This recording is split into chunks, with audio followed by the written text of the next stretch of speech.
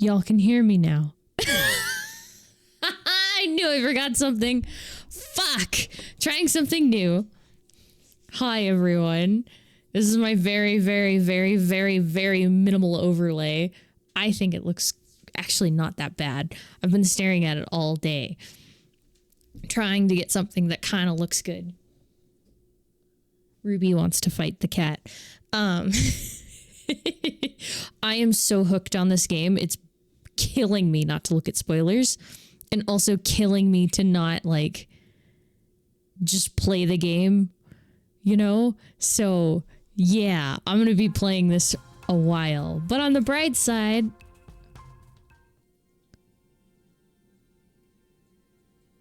Is it coming out double?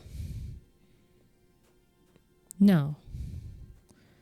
I don't think so. No, it's just loud, I think. Yeah, it's just loud. You want a crystal cluster? Oh, she does, actually. She holds the crystal up to the light and gazes into it at the right angle. Oh, thank you. I will hydrate. Ah! Cheers.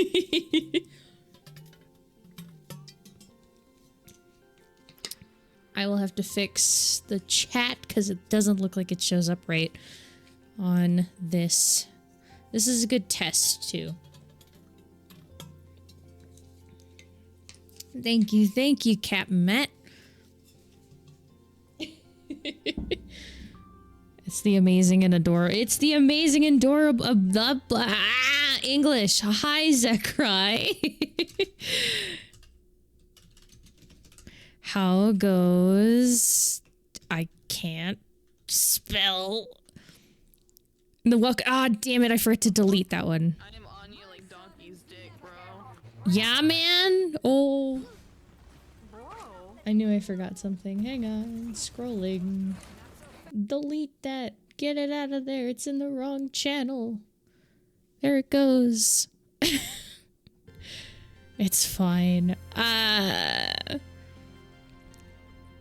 I don't have the power to fix that, unfortunately. It's okay. This kids stuff. Sports is just like war for games. War games for kids.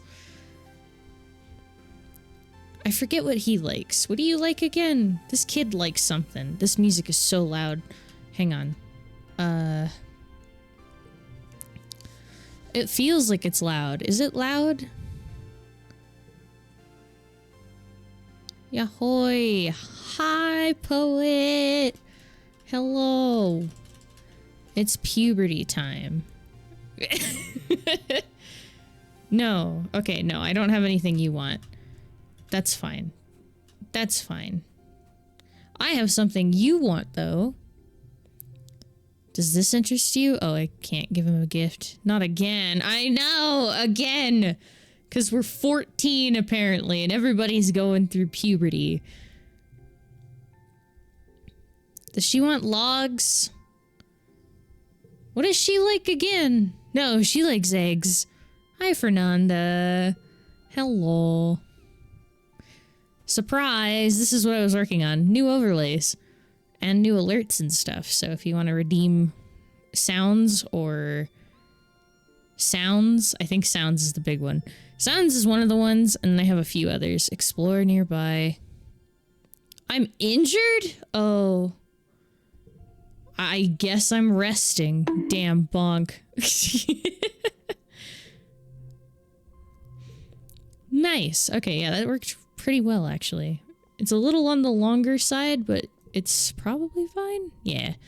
Alright, relax on the walls. Oh, God. Fernanda, why? Man, I need to make that more expensive, I think. Yeah. Well, Fernanda, thank you so much for the... Yeah. Thank you so much for the... I need to make that more expensive. Yeah, I want to keep the memories. It's your birthday. You wake from a night of blissfully peaceful dreams. No nightmares, no premonitions, just a pleasant feeling of contentment. You stretch your arms over your head, blinking in the watery, quiet sunlight that seeps through the porthole window. Things are changing on Vertumna, but you can't help but feel like things are changing for yourself too. Not just for your body, but your mind, your emotions, your future. 14 is gonna be your year. I have a feeling this is foreshadowing. Okay. Oh, it's fine. It's fine. It's funny. Your parents have been working around the clock since the last attack, trying to get the fields right again in time for this year's planting. Spark snow has already started falling, and every day they come home complaining about having to clear it. They ask you to ping them when you're awake so you can share birthday breakfast in your quarters instead of sitting shoulder to shoulder with everyone else during breakfast service in the canteen. You fire them a message and lie back in your bunk, watching dust motes float lazily in the light. After a minute, there's a knock at the door. It's Antecedent. Oh. She sweeps into your room in a bustle of skirts and shawls and sits down beside you on your bunk. Oh, look at you, she says. Happy birthday, beautiful. 14 years old. She leans in and gives you a motherly kiss on the forehead. It's been years. Oh. She leans in and gives you a motherly kiss on the forehead. It's been years since she took care of you in the children's creche, but all the kids call her Auntie and think of her as a close relative. Her sweet baking bread smell is as comforting as it ever was.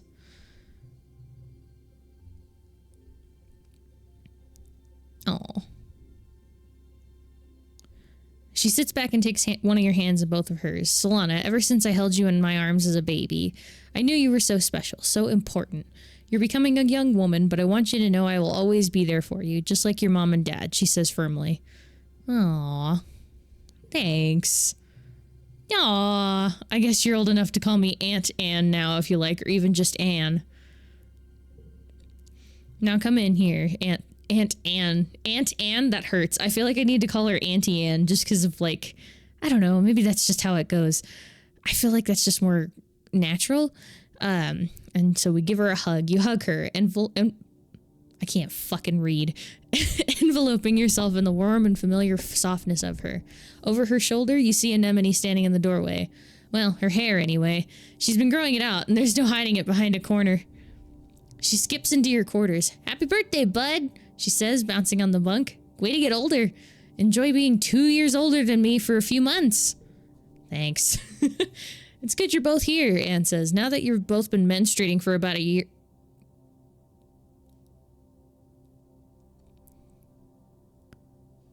Huh? Wait. Anemone makes a face and mutters, yuck. But Anne continues, you're both eligible for the cessation implant. The cessation? Oh, like an IUD? Among other things, it will prevent the bleeding and pain and the emotional roller coaster of your monthly cycle. Yuck! Oh, it's a CG. Yuck! Mom! Anemone hollers, gross. Do you have to tell everybody about my cycle? I just don't want to get oh, yeah, it is an IUD. Anne laughs, well, yes, but it is among the other things part. But I don't expect you two to be needing that part for a few years yet, right? Anemone looks disgusted by that prospect, or maybe just by her mom talking about it.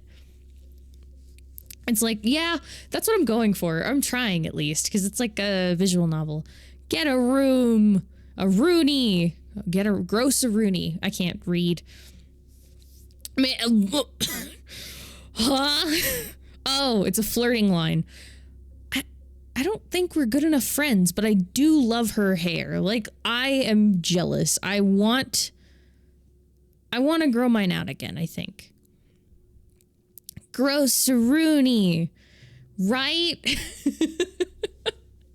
She's always like this. You think this is bad? When I got my period, she made me cake with a red gooey center that said, welcome to womanhood. God, I couldn't do that. She rolls her eyes. It's bad enough. I like shot up overnight and got boobs and I want to cry all the time. She has to go around telling everyone too. You know, man, apparently they also have like pills that you can take in this world that you just don't have periods anymore. You just don't have them. Like, what the fuck? That's bullshit. I want those. Anne reaches into her bag and brings out a stack of tiffins. No, thank you, but I brought you. But I brought your order with me from the kitchen, seeing as I was stopping by. She pats your hand one more time. Happy birthday again, Solana. You'll always be my baby, even if you're all grown up.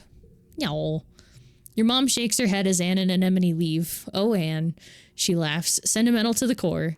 She starts laying out cutlery for breakfast.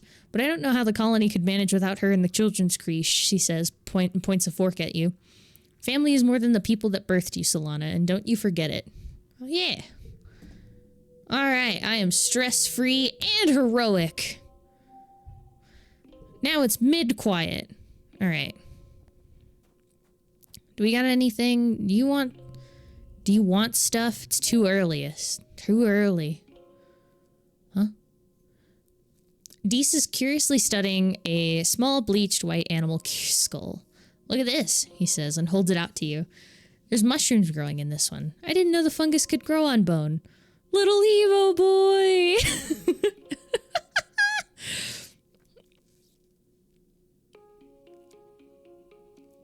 Oh, man. I don't know. I was waiting for someone to put Deese nuts. It has to happen every stream at this point. It's kind of like everything on this planet was designed to work together. He throws the skull back into the wilderness. Well, except us. There it is. Thank you, Des. Des, you never let me down. And also, that reminds me... Survey, please. Overwrite. Okay. Because I want to do a survey, because I think that's how I get to the other spots. But if it doesn't work... Oh, it works! Oh, thank God. When you boarded the expedition's autobus this morning, you didn't know what to expect. It trundled you and the other surveyors a few clicks north past north to the prosaic plains. A high flat area with cooler weather than your colony. You could barely control your excitement as you watched the landscape change, and now you're here. You're finally old enough for a real survey mission away from the colony. Ooh. A plasma cutter? Damn! This is a plasma cutter. It's a tool for cutting and heating things. You can make it with a fire, use it to make a fire, cauterize a wound, boil water, and it cuts some materials pretty all right. You can use it for self-defense too, but I don't suggest it. Cool! Fire! She laughs. Cool it, sweets. This is a quiet area, and what we're doing, we're not supposed to be in danger. We're just gonna be taking notes and pictures, keeping track of all the flora and fauna we see. Just don't touch anything unless you ask you to take a sample. Everything is potentially dangerous. We don't know how much about what's out there, which is why we need surveyors, even youngins like you. A woman. And what if okay, the prosaic plains are a sparse region. Like you can assume from the name, you can see things from a long way off. The Utopia sees you squinting in the horizon. And what are you gonna do if you see something coming for you? Avoid it. Good kid. Ooh. Good kid. Utopia approves, patting you on the back. We don't need any trouble. Deese joins you. He must have come out on an earlier autobus. Ah, good, you're here, Utopia says, digging out another plasma cutter for Deese. Your two greenhorns are with me. For the foreseeable. Now, we don't gotta sniff into each other's butts all the time out here, but I do expect y'all to be in the yelling distance. Comms can get spotty out here. You and Deese share knowing glances. You've both been sneaking out to explore long before you were officially allowed to. Perhaps. Excuse me. Utopia also hands you a surveying drone and shows you how to launch it. It automatically performs local scans of wherever you go, though detailed scans still need to be done manually. When you return here to the depot, it'll upload its findings to the HoloNet. Your job is to cover ground, see what's out there, and so long as it isn't dangerous, record it. She slaps you on the back. All right, team, don't get yourselves killed out there, okay? Let's go! We're exploring! Oh. Oh, shoot, you can walk through this? Oh, just some of them. Just some of them. Okay. A log! A log! How do I get over there? I guess I don't need to. That's how I get back. A log! I got so many logs. Does somebody like logs? You stop to admire the light glinting off the water in a shallow circular lake when you notice some strange rocks near your feet. They're pink, red, and bobbing in the shallow water at the shore. The rocks are flashing golden yellow. This one, then that one, then a pause, then that one, then the first one again. You thought it was reflected sunlight at first, but no, the rocks themselves are glowing. Let's repeat the pattern. Empathy. You play a memory game with them, touching the stones in the pattern they give you. You feel emotions coming from the rocks. Affection, interest, gratefulness. Somehow you understand. They like the contact. Oh. Wow. I'm getting a lot of stuff. Are the creatures rocks? Sometimes the lines between the two can be blurry on Vertumna. They can't move, but learn from the world of creatures who pass by and touch them. Like the way the animals rub and leave their scent, these rocks entice animals to play with them and leave information about the world. You get the sense they're excited for your new scent. To what end, you don't know. Time passes. Oh! An animal! Whoa, those are weird looking. Look at them. Well, we gotta go see one of them. You almost bump into Deese. What? Okay. Yeah. You almost bump into Deese. He's being so still and quiet, hunched over and looking down at a little knoll. He shushes you and points.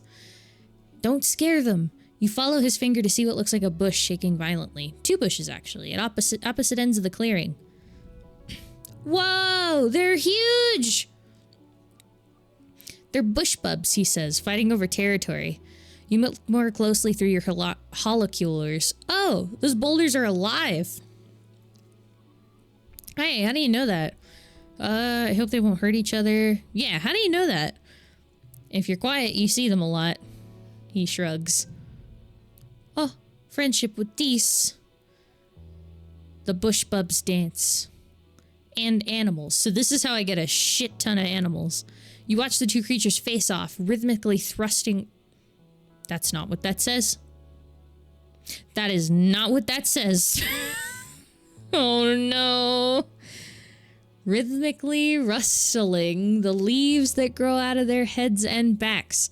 Their gangly branch-like antennae swing over their heads as they rear up to their full heights. Even from far away they look imposing, like agile boulders. One goes, then the others. They watch each other carefully, alternating and repeating others' motions, trying to outdo each other. Ultimately, the smaller, more graceful one seems to be declared the winner.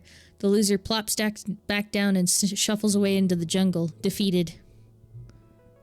Time passes. A log!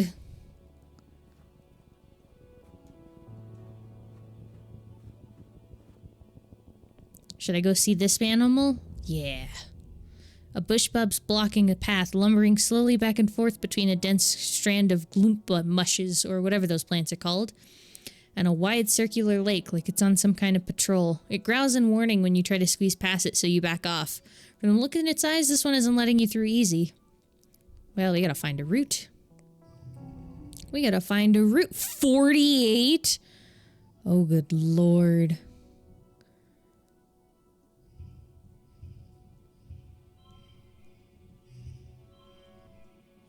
That's 12. Let's see. Oh, wait. 2, 2, 2. It'll make it a 12. Yeah. Whoa. 1, 2, 2, 3, 4.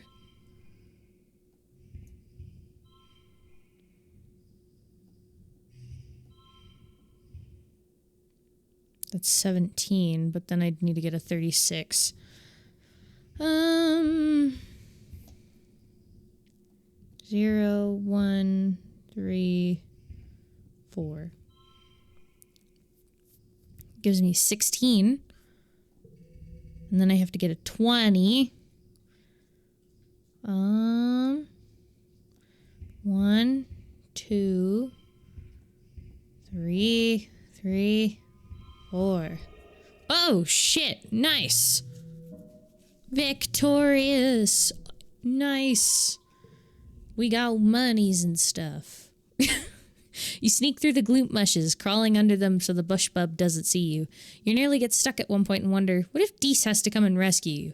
That'd be embarrassing. You find a route through and continue on your way.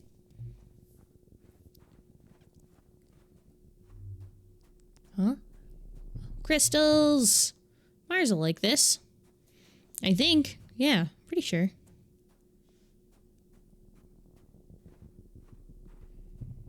Oh. Can I not pick that up? I could pick up the other ones from across the river. From across the water. I guess not. Rude. How come? I want to pick that up. That's medicinal roots right there, damn. Damn it. Unless I gotta go that way? No, it doesn't look like it. Nope, doesn't look like it. So let's go this way. Boom. Whoa. A mass of dead bushes blocks your way. They have pointy spines the size of short swords and they look very, very sharp. Need combat of 10 or greater. Blast your way through it. Good thing you brought the plasma cutter with you. You cut a hole through the bushes and set a bunch of the surrounding forests on fire while you're at it. That'll teach those bushes to get in your way. Maybe not my best idea, but hey, it was an idea. Is that an encounter? It is an encounter. I'm gonna go bush bub. Oh, there's things over there. Bravery challenge. You're crossing a clearing when you hear a terrible cracking, pounding sound. A bush bub bursts through the tree line, barreling straight towards you. Whatever's making the bush bub run, you're pretty sure you don't want to be on the business end of it. Oh dear, 47! 2. That's 12. 1, 2, 3, 4. 17. Okay. And then I need to get 18. So 5. 5.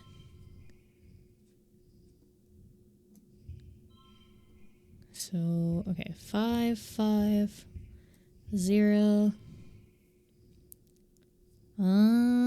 3, 2. Oh, hell yeah. Nice!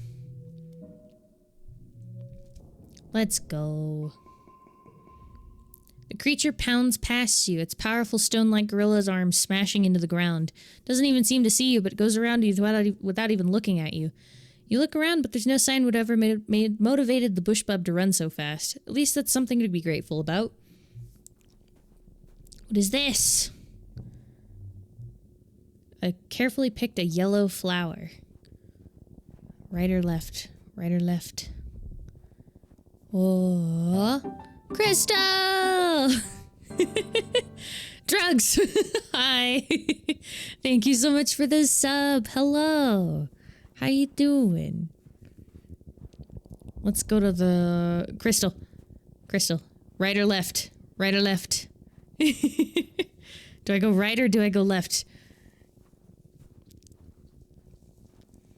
It's all up to you. You have to pick.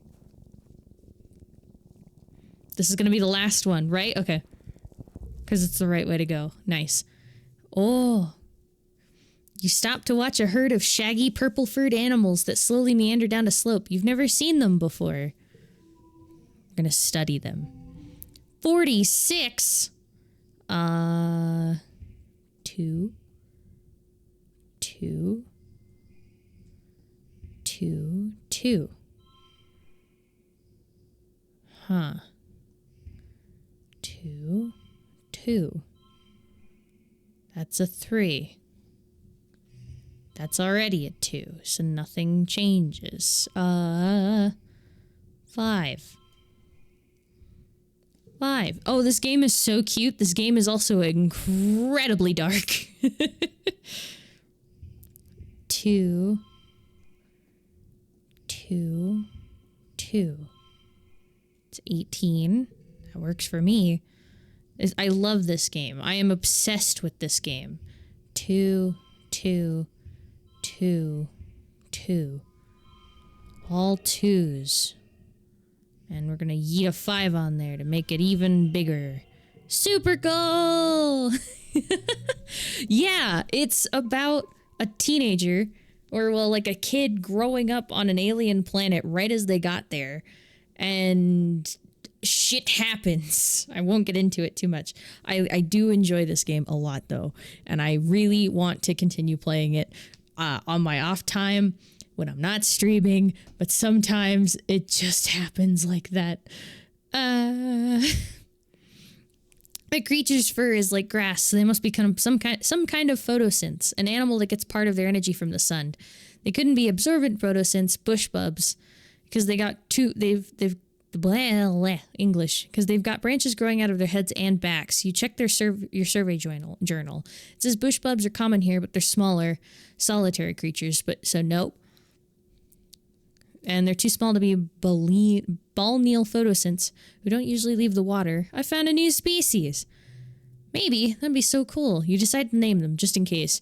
You look through your holoculars at maximum zoom. You can kind of make out that they have super long jaws, like a huge underbite. You name this species the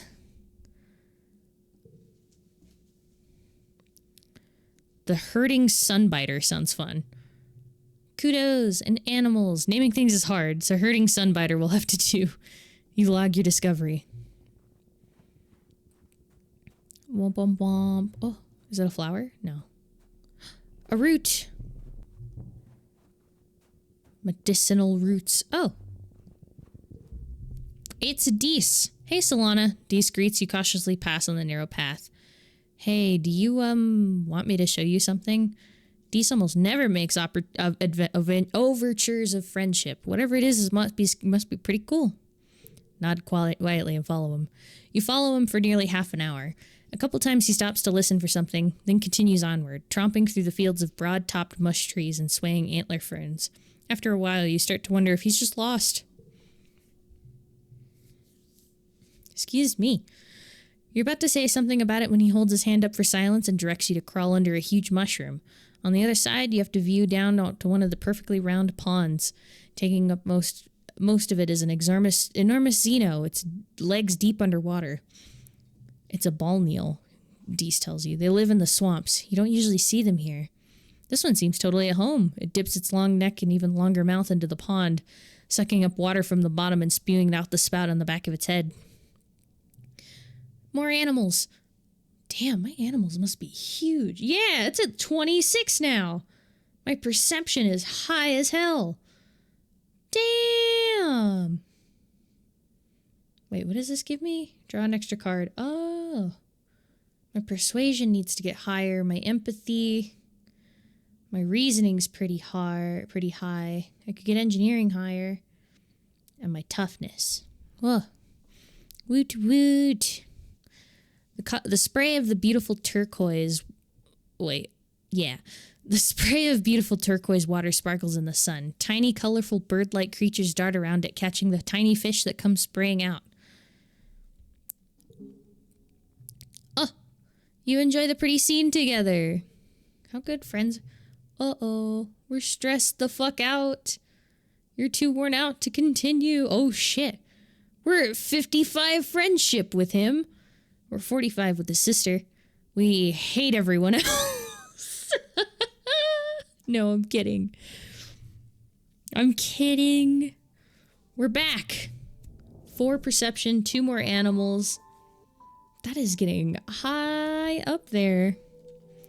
But we are stressed out this month. So, late quiet will be in up here.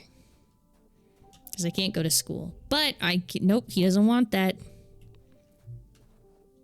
I do need some time off. What again? Who cursed me with this mortal form? I did not ask for this. She reaches into her bag and pulls out a protein bar. The downside of requiring less sleep is that the body burns more calories while awake, she says, taking a bite. My caloric intake is much higher, similar to that of a bodybuilder, which is fitting, as I do have the strongest brain in the colony. I guess that's fair. Do you want to study together?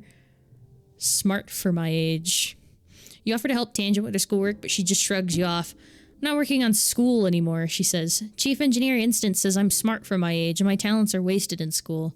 She opens her hollow palm and shows her some of her lab notes. It's so much work, though, she complains. Honestly, maybe it would be better to be like everyone else. Unintelligent people seem happier. Just then, Anemone and Nougat seem to go tearing by with a sports ball, hollering at the top of their lungs. Tang shudders. On second thought, forget I said that. I keep being smart, thank you. Do you want to... How's the research? You need reasoning of 80? Damn! Why need brain cells? Yellow flower. Who would want a yellow flower? Definitely not... Maybe her? You want this? Because that's Mars. That's Thies. Nobody wants these logs, and I will die before I give anyone my mother's flower. Oh, she does! I suppose this might be of scientific interest, Tang says, analyzing the flower. She pulls a petal off to look at it. Yeah, I'll have to take a look under the microscope. I can't. Not yet. I don't want to pick anybody just yet. I hope you find it useful. She turns to walk away and then remembers herself. Thank you, she adds, almost as an afterthought. I don't know. If we want introductions. Hang on, let me find them. I'm stressed out, but we'll cope. Okay. Wait. Ah! I did it again. So this is Anemone. She's down here. Let's... Oh, I did it again! We've got Tangent. She's the Brainiac. She's slouches a lot. Right? Her pants are kind of cool. She's got scales and stuff. And then we've got Cal. He's the plant guy. We got Dees, the emo boy, Dees Nuts. We've got Mars. She's the fashionista, if you will. And then she's dead.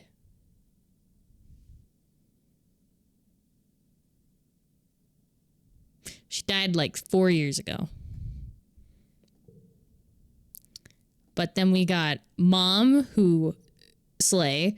We've got Dad, slay. We've got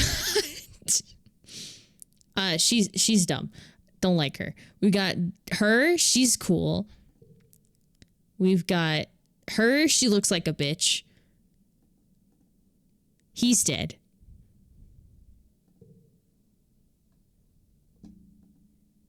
He's dead.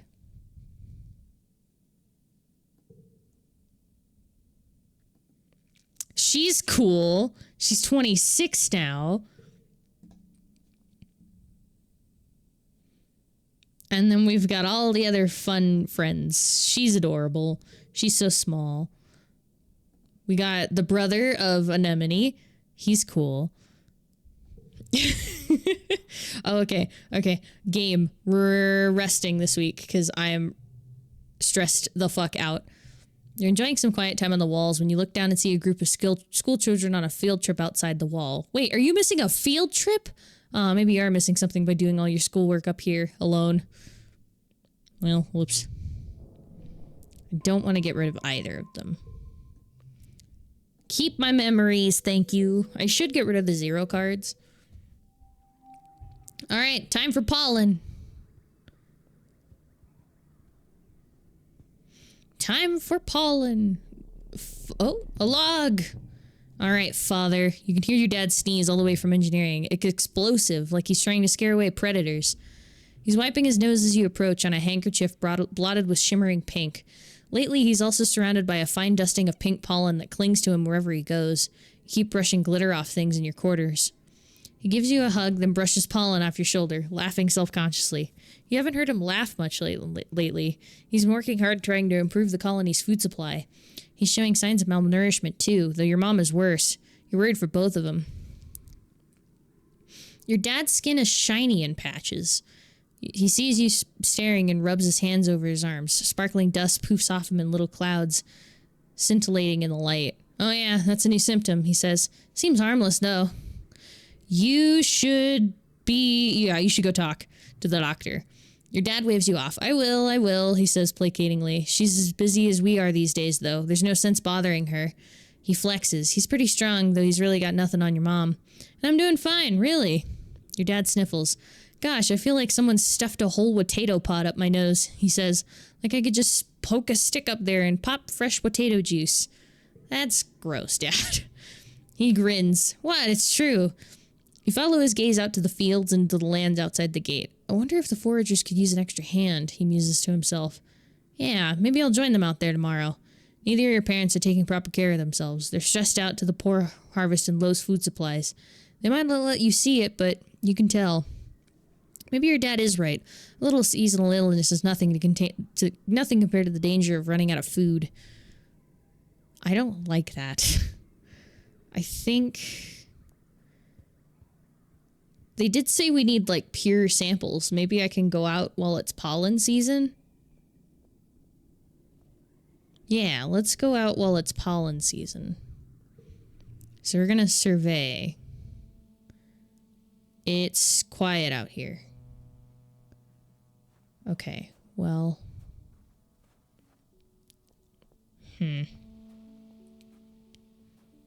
Oh, it saves your progress so I can just keep going. It doesn't it resets out the year. Is what it was said, right? Yeah, I think so. Okay, so I can just keep running. See if there's things out here to see and do. Which I was under the impression that I could do other things, but I guess not. Alright, well, we'll do a couple of them. One of your jobs as surveyors is to document the flora and fauna through photographs. You see a thing, skittish flock of really long insects. Each one has 10 to 20 sets of rings, long rods with knobbly bits at regular points. They're moving so fast they're almost a blur. You got a camera built into your hollow palm, but it's not equipped to capture difficult shots like this. You'll need to put in the work. Find a good angle. Perceptions challenge, because my perception is high as hell. 3. 13. Let's see. 1. Wait. 0. 0, 1, 4, 5. 12. Okay. Now I can work with this. 3, 1, 1, 21, 22,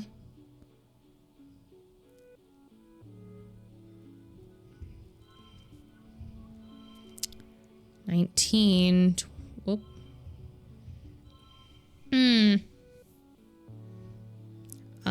Okay, hang on. Bonk. 3, 4, 3, 1, 1. They're all blue. They're the same number. 1, 2, 3, 4, 3.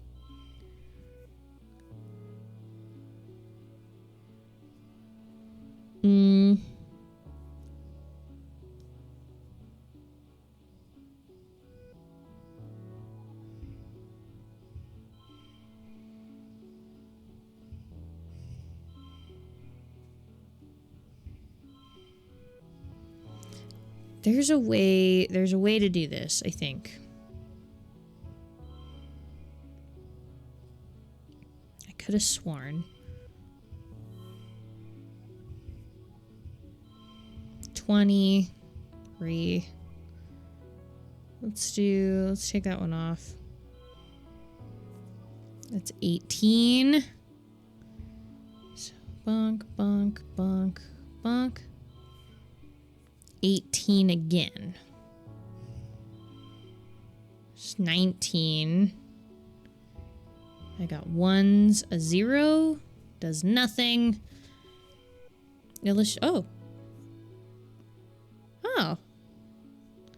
Oh, it shows the artist. I just noticed that. Oh my god, I've been dumb this whole time. Ah! 4, 5. 1, 2. No.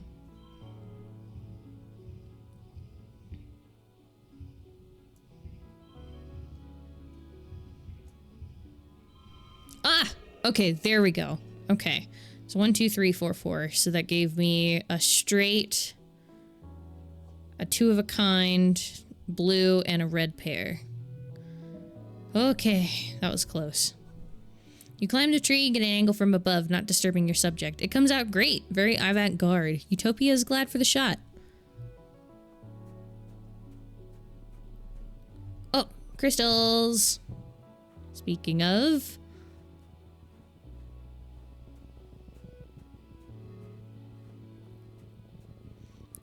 I'll do one more. Yeah. It's a cloudy day. You hear the crash of thunder from somewhere nearby. Loud. Sounds like it's getting closer.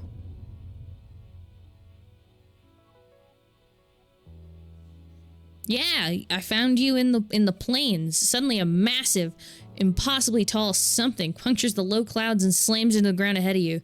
It's as tall as a skyscraper and a meter wide, covered with a chitinous bone like an insect.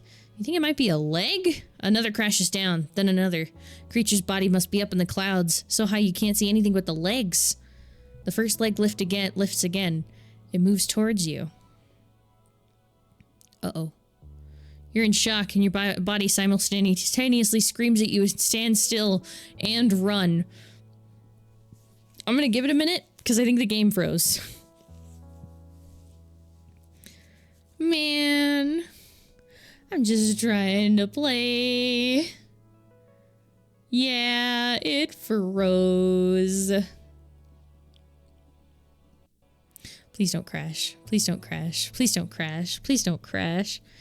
Please. No! It fully crashed. God damn it. It's fine. It's fine. I'm fine. Where did it autosave? I think it usually... Oh. Ah! Boom. Stay calm. Analyze its movement. Oh, that's something big. That's one big something. You watch the clouds, and as the next leg breaks through, you dodge it. It slams down where you'd been with enough force to crush a boulder to dust. This creature is so unbelievably massive, you're like an ant to it. As it passes overhead, you marvel at how such a thing could even exist, and hope it never wanders any closer to your colony.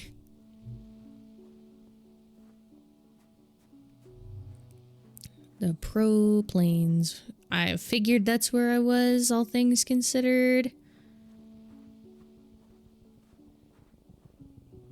Where's my stress at? 30? I think I'll go home after that.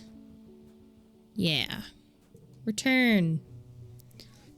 I am... Is what, really? Is the animal massive?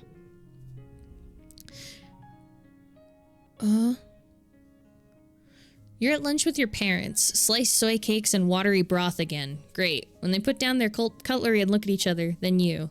Solana, your mom says, there's something we should tell you.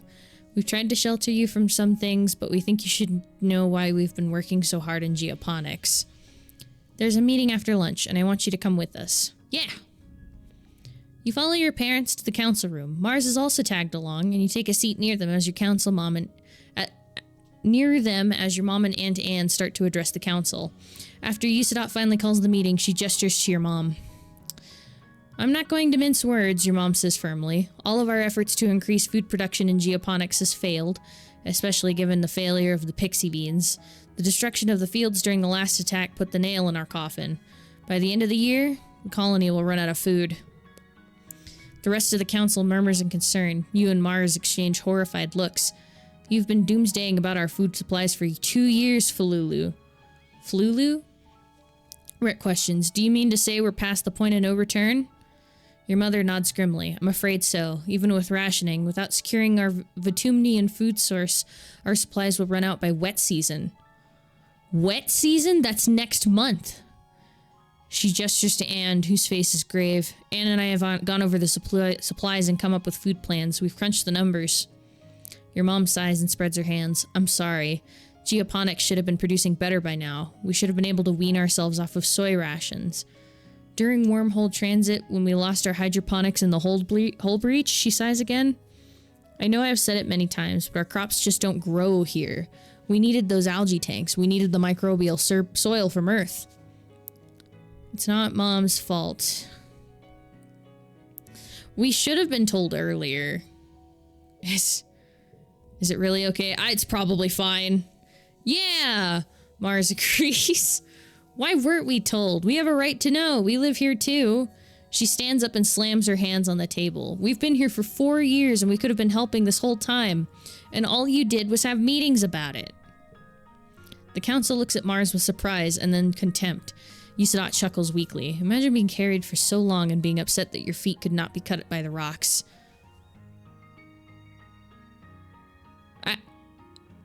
Okay. She waves one shaking hand. Seeing the future is the privilege of youth. Thank goodness we have them to point out our flaws. Mars sits back down again, confused by Usadot's words, but fuming at her dismissive tone. So what do we do now? Instance asks. Starving to death isn't an option. No, it isn't, your mom replies. We need to secure a food source this year before our rations run out. We're working double shifts in geoponics, but it's not enough. We need more people planting, tending, turning the soil. We need more hands. Unlocked forage in the valley and expeditions. Let's do that. I can pull back the surveyors and focus on foraging native plants, Utopia offers. Even the young folks can help if they've proven themselves. Round the survey equipment. I'll send out a holo message later. Oh, starving. Oof. This has been the burden of geoponics for too long, Usadot says. It's time we all step up for our future. The council nods in agreement. Your stomach rumbles ominously. They said they needed hands. Everyone is working to themselves trying to get enough plants so we could shovel. Yeah. Hey, Squirt, your mom calls out to you. Don't you think it's time to get started thinking about what you're going to do when you're older? You look at her confusion. Isn't she always telling you to stay in school? She chuckles. You got to think about it sometime, kid. How about you come join your folks on the farm if you think you're up for it? I'm ready. Unlocked farming and geoponics. Your mom claps you on the back. Oof, she's just as strong as she looks. Great. Come in and see me in geoponics when you're ready to start. It'll be more fun than wheeling around dirt, I promise. Shoveling dirt. 4. Huh? Oh.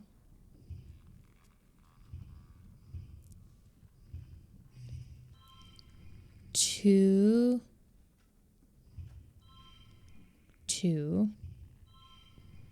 3.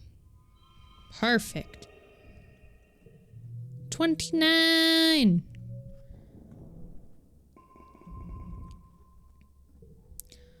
Okay. They said wet season? It's wet now. No, it's not. Wet is here. Okay. So we're gonna go look for food in here. Because I feel like forage in the valley. Yeah. Utopia greets you warmly as you muster for your first expedition with the foraging team. Solana, I'm glad you can make it. We need everyone we can get out there right now, boosting our food supplies. Let's do it. Good luck hunting out there, she says, handing you an oversized backpack, more like a basket than a pack. Use your holopalm to identify edible and medicinal plants, and just throw them in there. I'll sort them back at base camp.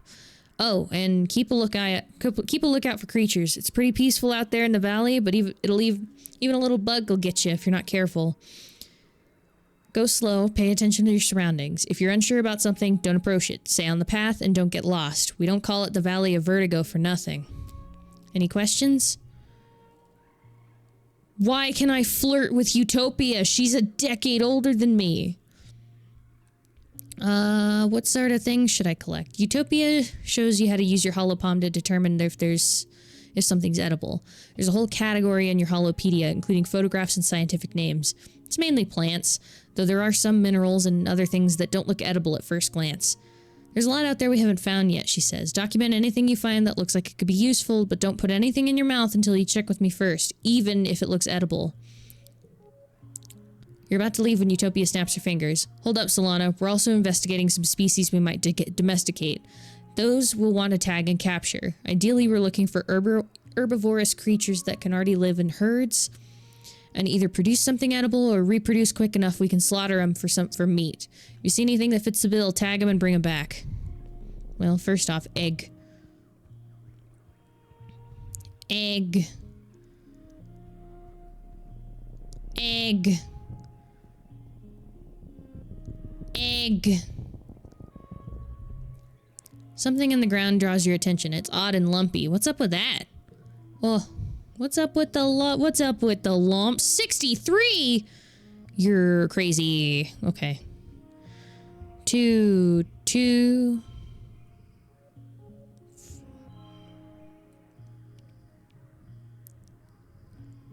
Oh. Bonk.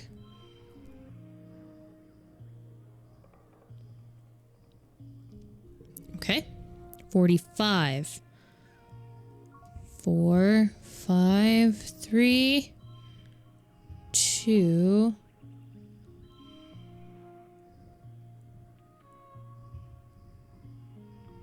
That's 21.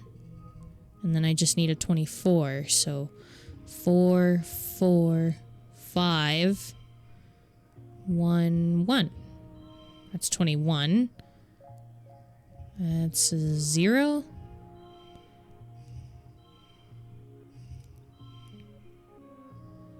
It's 23, so if I throw this up there, that's 25. Okay, we did it. It's not great, but it's not terrible.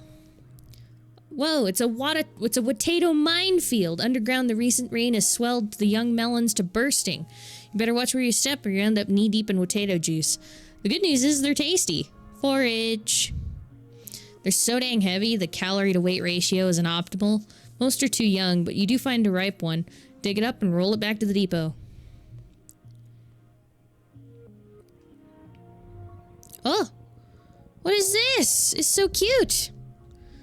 A curious freaky blocks your path. It's like a spider... mushroom octopus looking thing. It's acting strange. It keeps scurrying up the trees and hanging upside down to get a different angle to look at you, then dropping down to try and pass underneath. Might be small, but it's at least attempting to be intimidating. That must mean something. Bravery. Another 63?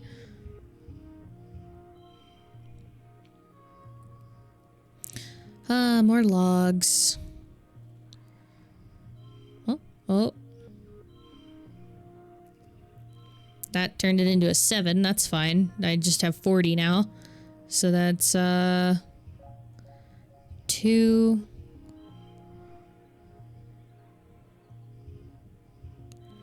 It's 12. Okay. Ah, perfect. 5, 5, 4, 2, 1. No.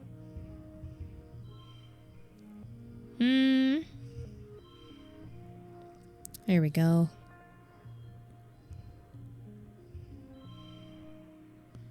It's 21. Plus 2 to a card. I only have 1 log left. That's fine. Change. Plus 1 to a card. Change a suit to red. There we go. Okay. Victorious. Oh, and it's good too. The Vriki runs up your leg. It's a giant spider thing and it's got weird tentacles and get it off. The urge to dance around and shake it. 0 to animals. Oh. She's so angry. The urge to dance around and shake it off is almost uncontrollable, but you manage to keep it cool. The freaky tastes you with its tentacle feeler legs, but it doesn't look interested in causing you harm. Pokes at your backpack trying to get in, and then gives up and scurries off. We run in. Oh. That looks edible. But I probably don't have the ability to get over there. You come across a cluster of mushrooms. Are they edible? There's only one way to find out. Well, there are a few ways if you're not a coward. Identify. +1 to mental, +2 bonus to pairs. 2, 4, 6. It's 14. It's 19.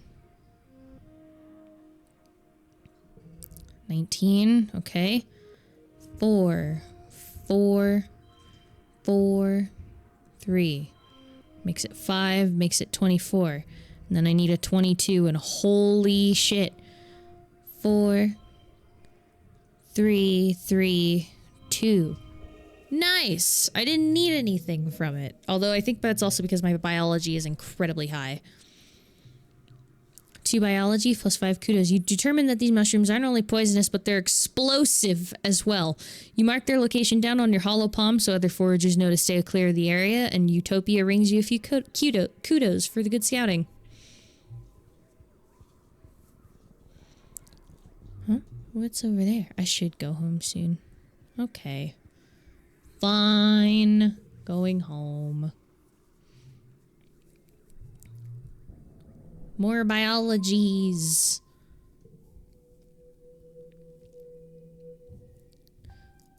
Alright, it's dust time. And it looks like our dad made it through another pollen season. Oh, a flower. Okay, the notice board. Shortfall, 90%. If you can hold a basket, you need to be on the foraging team. Come see me. Or me. Chief Cultivator Fluorescent.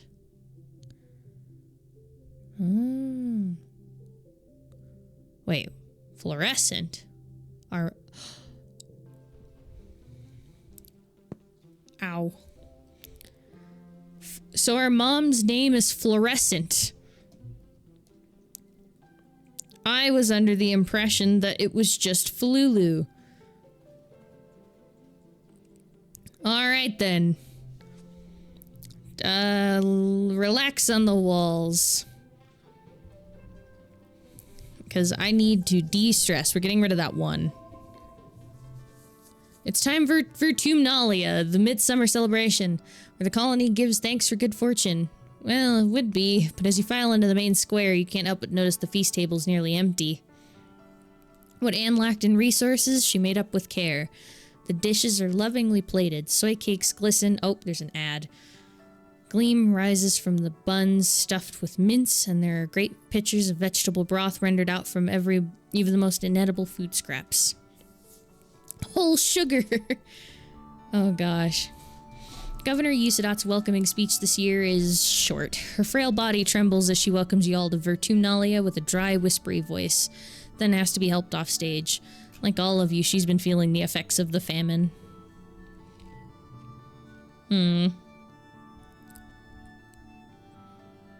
Participation is for joiners?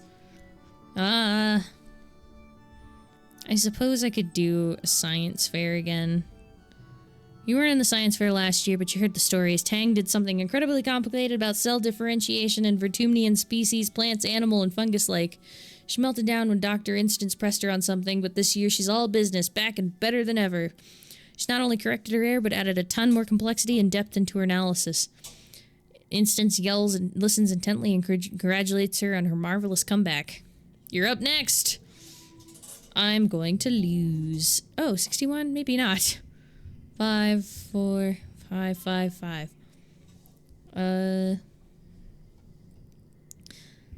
5, 4, 3.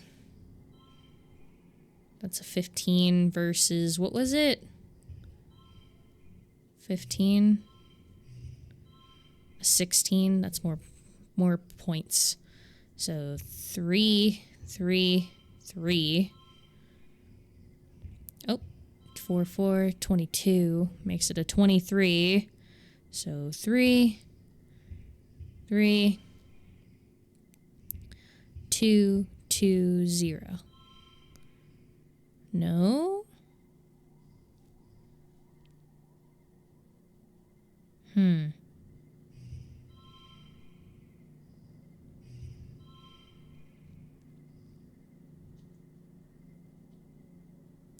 So 2, 3 of a kinds.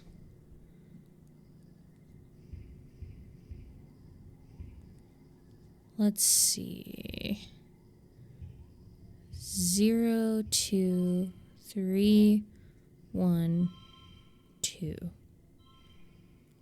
And then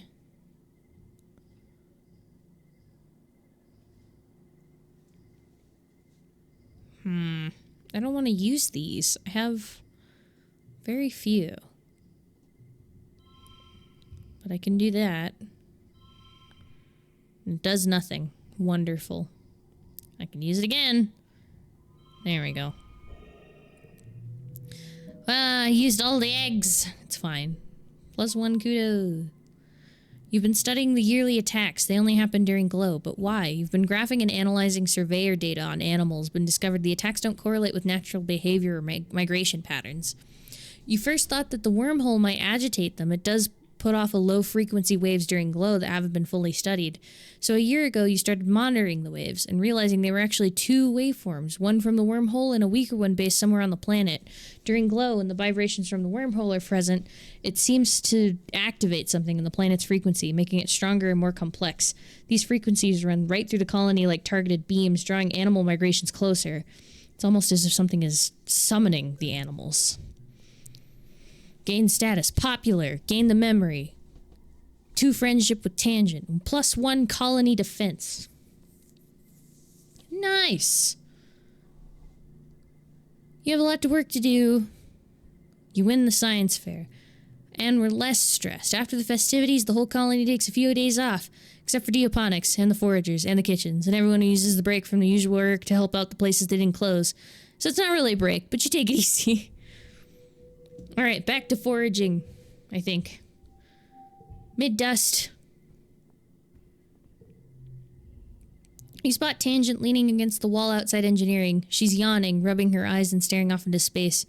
She startles and as you walk up. Oh, Solana, I was just taking a short break. Tired? Yeah, she says simply. I didn't sleep last night, or the night before. I was working on a bonus assignment for biology class. You haven't slept in 2 days? Or like 3. She replies, then pauses for another jaw-cracking yawn. But as I said, I'm tired. Even my enhanced body has limitations. You look at her quizzically. I don't need to sleep that as much as other people. It's genetic what's-it, she said foggily. You know, DNA enhancement? I guess sometimes I even forget to do it. I should set myself a reminder. Hollow, add to schedule, sleeping nightly, 2300 for 3 hours. Hollow Palm admits a tone in response. Not sleepily. That should do it, she murmurs. Her eyes are practically closed. Find her someplace to take a nap. Tang follows you obediently to the engineering wing, too tired to protest. You slip into the med bay, grab a blanket and a pillow off the shelf. By the time you return, Tang's already fallen asleep, curled up in the egg chair waiting in the waiting area. You gently place the blanket over her as she hums and happily before going slack with very much needed sleep. That poor girl. It seems like all of these have drawbacks. Yep, she's bored. It's been 5 years. She doesn't even have a boyfriend, apparently. Bestie, you got like... So, like, of the boys, the he-hims, you got 1. You got 2. You got 2 choices. You got Cal... and you got Dees. That's 2. That's 2 medicinal roots. I don't know his birthday, his augment, his relationships, or his dislike. Apparently.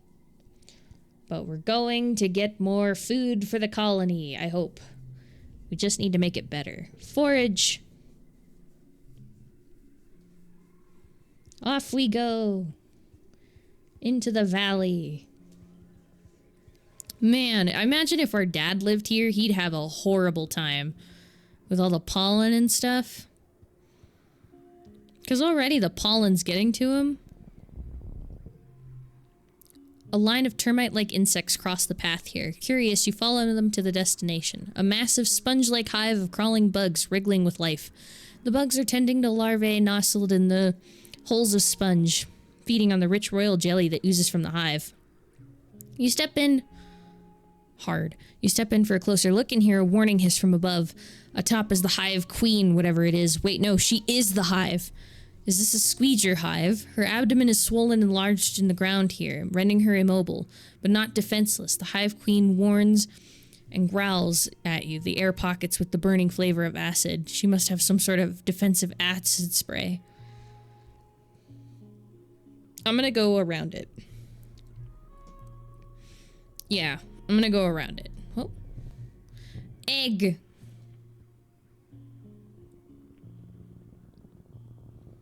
Yeah, just because it's a hard one and I don't want to fail. A dense cloud of pollen makes it hard to see in front of your face. It's a good thing you have a helmet with a filter. It's not perfect though, but it does help with visibility. Be patient. The pollen clouds eventually shift and you're able to see glimpses of the path through. Stroll. No problem.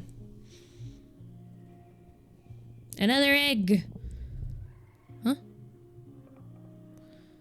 In the middle of the cradle of flowers sits a massive egg, easily larger than any egg you've seen before. It's white with red flecks. It's just sitting there. Take it. Brace yourself. However, as you do, the petal starts moving, and it starts growling. Its flowering appendages unfurl to refuse to feel the face of... Oh, fuck! Fight the manticore! Manticore, it narrows its feline eyes at you and rumbles in warning as it stands to its full terrifying height. You figured out where the egg came from. With your arms full of egg, you can't really fight. Your choices are limited. Toughness. 65!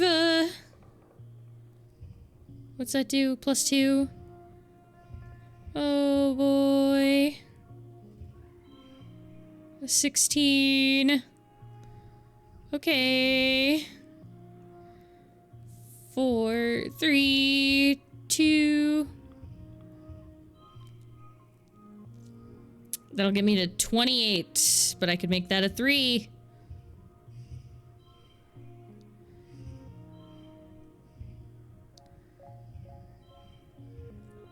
That's 22. Okay, yeah, 22. Okay. 27, so... 5... Whoa! I did it! 33! Ah! It's fine, it's fine. Ah, you stumbled blindly through the clearing towards the relative safety of the trees, the cumbersome egg blocking your view of your own feet. You fall a few times, just barely managing to scramble out from under the claws of the manticore. Eventually, you find a member of Expedition's protection squad who fires a warning shot at her plasma rifle over the manticore's head. It roars in defiance and slinks into the trees. 20 kudos! But we got an egg.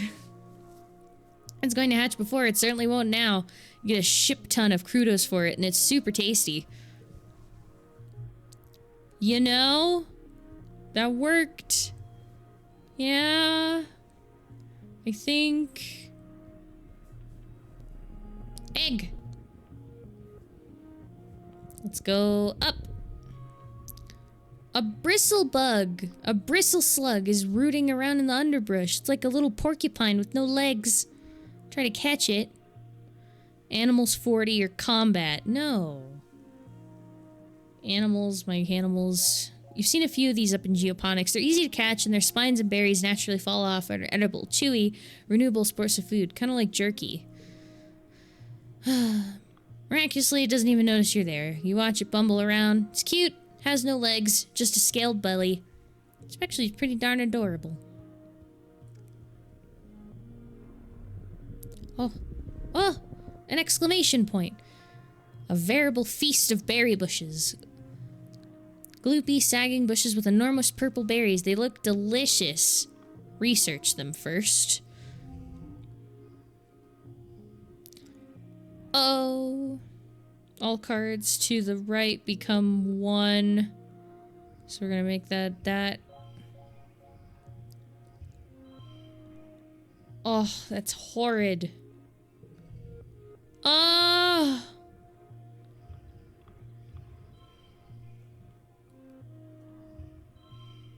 I'm gonna fail this one. I'm going to fail this one. Because I'm screwed. 6, 5. They're all 1s. Why did this one get locked? That's awful. Ow. It doesn't matter what I do. Yeah, it doesn't matter. That sucks. Ugh. Defeated. Berries, come on. There's like 50 different species alone. You scroll through the pot of Holopedia. Ignore them. You cut through the path, or at least you try to. Oh no, they aren't berries, they're exploding seed pods. Oh. Well, shit. Let's do this one. You're alone, exploring an unmapped area of the Valley of Vertigo. The pollen is thick here and your air filter is overworked. The warning light has been flashing orange for the last 10 minutes. But there are plants you've never seen here before. Flowers with intense rainbow hues and strange lumps of fungal matter which pulse as if they're breathing. You cut some samples. Utopia will totally give you extra kudos for this. The pollen is especially thick up ahead, deep fuchsia and shimmering with color. Everything here seems to dance with tiny flecks of reflected light. It's kind of magical. You push forward into the suffocating pink fog. It's so thick you can only see a few meters ahead. You follow the glimmering towards where the forest is densest. English. You come upon a glade filled with what seem to be strange topiaries. They loom out under the glittering fog, each in the shape of an animal. They're all formed from same spongy, glittering pink substance and dotted with finger-length fungal growths. You're so distracted you almost fall into a large hole in the center of the glade. Check for danger. You've seen plant-like animals before. Are these topiaries actually predators waiting for you to get close? You watch them carefully at the edge of the glade. They're completely still, not breathing. There are no life signs. Good. Your envirosuit beeps a warning. Take a sample. You bend down to take a sample. You realize the dense shining haze is coming from the topiaries. The fog is seeping out of the holes at each end of the fungal growth. You remembered it helping Tang for extra credit in biology class. She said that the shimmer, the seasonal illness that affects your dad and pollen, is some kind of colonizing fungal growth. Could this be related? Beeps a louder warning. Topiaries. The topiary you choose is large, dog-sized quadruped that appears to be kneeling. It's far too lifelike. As you get close, you realize the growing revulsion that this was once a living creature, now encased or transformed entirely into the pink sparkling fungus. It's dead. The more you think about it, the more you're sure this is related to the shimmer. Leave. Huh? At the bottom of the hole is a cave. It slopes down gradually towards the cave floor, only about 4 meters below, then disappears under the ground. You aren't sure how far, but the cave continues past that point. It's dark brown there, obviously. Dark down there, obviously, but not silent. There's some kind of strange rhythmic whirring coming from farther inside the cave. You hold up your palm to shine your holopime's light. Leave! As you turn to leave, the filter light begins flashing red and an alarm sounds inside your helmet. You realize with horror that you've been in the dense pollen for too long. Oh. You lurch back towards the checkpoint, barely able to breathe. Your helmet is so clogged that you don't think air is getting in at all. You can see it clearly as if you're seeing a vision. If you take your mask off, surely you'll be able to breathe better. Something in your terrified brain clings to this idea. If you just take off your masks and breathe in the pollen, you'll be fine. Everything will be fine. No. Keep it on. No, don't go gently into that pink night. You're hyperventilating. You can't get enough oxygen through your clogged filter. Darkness closes in from the edges of your vision until you're seeing the world as if through a long tunnel. Oh. As you near the checkpoint, Utopia runs out to help you. You instinctively turn back, unthinking, wanting to return to the fog, to those strange creatures. You collapse in her arms. Oh. Several days later, you awake. You don't remember much, just a great choking heaviness in your lungs and the world swallowing you up and closing over your head. You have snippets of consciousness through the last few days, but it's hard to tell if it was a dream or not. Fuck. Fuck! You remember Tammy sitting by your bedside, her cool hand on her forehead, but she's dead. That part must have been a dream. It feels like you had a fever once, hot and sticky, achy all over like you'd been boiled alive. You're still terribly weak and there's pain in your chest like something's been sitting on it. It takes all of your energy just to breathe. You live, but your body took a serious hit and may never quite be the same. Well... Fuck. That's a lot of status effects. Time to rest. We rest now. Right? Yeah, it's high enough that I should rest. Took the month off. Goodbye, 100. Or goodbye, 0. I need to get rid of that boring card if I can. Oh, it's wet. It's wet season. Look at the... Oh! Dees! You leave the front gates and see Dees talking to one of the senior surveyors. He listens intently to their instructions, and the surveyor hands him a satchel of instruments and claps him on the shoulder before walking away. Dees turns to you. Hey, Solana, he says. He hikes the satchel on his shoulder and gives you a shy smile. Still kind of weird. Wow, weird to be allowed outside the walls.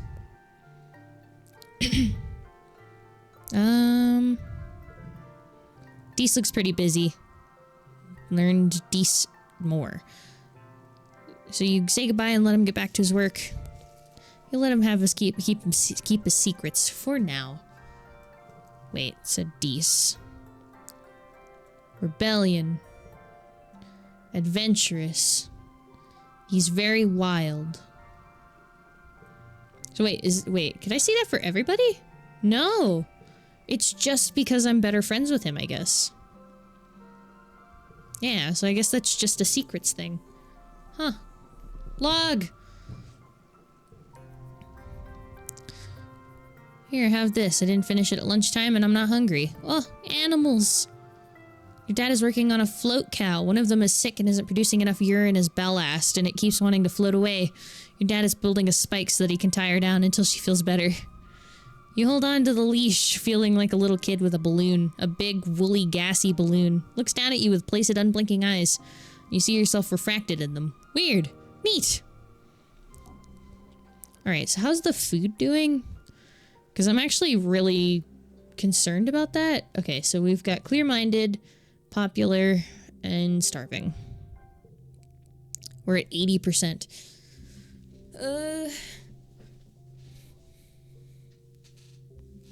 The gates will be closed during glow, and a strict curfew will be in place. Okay. Visit the supply. Anything? Animal, bonus to straights. No. Okay, so I guess I can help plant things. Work on the farm. Is that gonna help at all? It's a proud day for your mom. You're finally following in her footsteps. She meets you at the gates to the gardens. Hello, Sprout, she says, sounding chipper. Come on, we've got a lot of cover before you'll be able to keep up with the rest of us. Finally, real farming. It's wet season. You'll mostly be working in the fields with healthier crops, hardier crops like the potatoes and the corn, as well as the native plants we've managed to cultivate. She shakes her head. And with the state of the crops right now, we need a miracle. She's right. The crops are worryingly meager. Sickly yellow soybeans and potatoes with lush, enormous leaves, but barely any potatoes under them at all. You spend the rest of the day pulling weeds and watering plants. You're dirty up to your waist by the time you're finished, but it's good, honest work. You're proud to be able to do something that helps out with the colony. Cal gives you a high five and invites you for a cool drink at the cafeteria. All of the other agriculturists join you. Out of all the places in the colony you've worked, geoponics is most like family. Maybe because they've always been your family, thanks to your mom and dad. Someone broke into the gardens last night and stole some green tomatoes. What a waste. Not only were they probably too bitter to eat, but now you don't have seeds to replant. Your mom is furious. Your mom calls out everyone for an all-hands meeting. She looks grim as she surveys the groups. Alright, farmers, listen up. Based on my projections, geoponics should have been producing 70% of the colony's food by the end of our third year, she says. The rest was to be provided by stored rations and hydroponic algae greenhouses stored in the stratospheric. The agriculturists all nod. Everyone knows where this is going. Because we lost so much of our hydroponic equipment in the wormhole incident, as well as 90% of our soil and bacteria cultures, we're nowhere near the production we need to be at. We'd also hoped to have domesticated at least one native crop, but as we found from pixie beans last year, we still have some more work to do on that front. She looks you in the eyes. You're my people, my family. I'm not going to sugarcoat this for you. The colony is going to fail if we don't get a handle on this agricultural production. People will die. You feel a pit in your stomach that's not just from hunger. Can't imagine someone as strong as your mother just wasting away. Your mother pulls up the hollow screen outlining work plans for the season. You feel your own hollow palm pulse as you receive a copy. There's so much life here on this planet, your mother says, but it seems to fight us at every turn. I've sent soil chemistry analysis to your palms, courtesy of geranium. The soil needs to be conditioned extensively to support earth crops. We need to cultivate more Vertumnian crops. In partnership with the foragers, we need to salvage what we can of hydroponics and get that up and running by the end of the year. Your mother would never stoop to being beaten, but as she can see the lines of fatigues around her eyes, it'll take a superhuman amount of work to turn this around, but it is still possible, she says. You're the people who will save this colony. I believe in us and the miracles we can perform here. Thank you for being here and to do the work. Now let's get out of here. Oh, God. 6, 5, 4, 3, 4. Nice. Easy.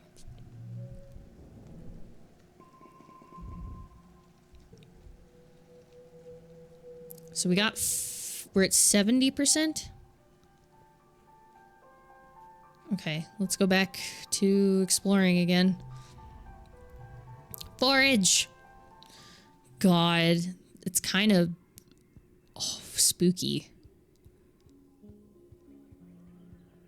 In a way. Like, knowing that we're starving that badly, I guess?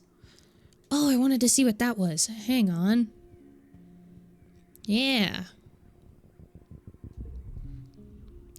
You find a large trippet, a large, tasty, plant? Kind of? You've heard it's sort of like an animal, too? Like a lot of creatures on Vertumna, it kind of defies classification. Whatever it's huge, whatever it is, it's huge. Practically taller than you are. You start breaking off the freshest and younging-looking shoots. The plant shudders. Let's do... 4, 4, 5, 17. 1, 1, 3, 8. I'll take the stress for that. I think. Let's see. That'll bring me to 32. No.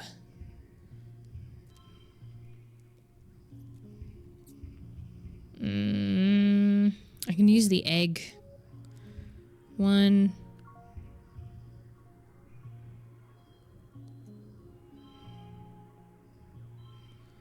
One, 2, 3, 1. That gives me 12. That'll bring me to 36. Oh, it's such a terrible hand. 3, 6.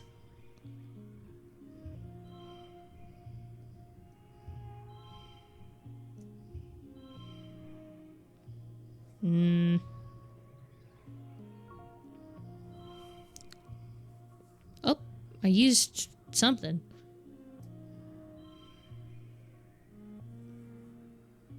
Wait. Oh, I fucked up. It's fine. I give up. Fuck! Must have been the wind. Keep shuddering. You hear a low whistle coming out of, like, it's very slowly. You stop harvesting the trippet stalks and let it recover in peace. You take note of the map where it is, but oddly you never find it again. Well, shit. That was nothing. It was worth nothing. I've wasted time. I probably did that wrong. I just got a shit hand. That's fine. I should have used the crystal, because I could have redrawn. Oh well. Oh, a flower. Wait, no, a flower though. A flower though. There's a flower. There's one of these things. Your path is blocked by a massive 8-legged xenofauna, something between a spider, squid, and a bear. In its rage, grunting furiously and bashing itself against trees and rocks at random. You duck and hide as it glares in your direction, but its breath heaving and dozens of eyes gleaming with madness. Oh, sing to it. It's the same soft pink and purple you recognize from the multi-legged vriki that live in this area, but so much larger. Sing. Sing to it. Sing me a song, you're a piano man.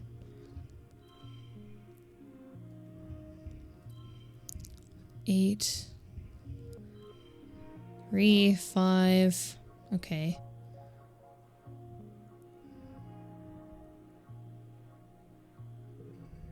Okay. 3, 3, 3, 3.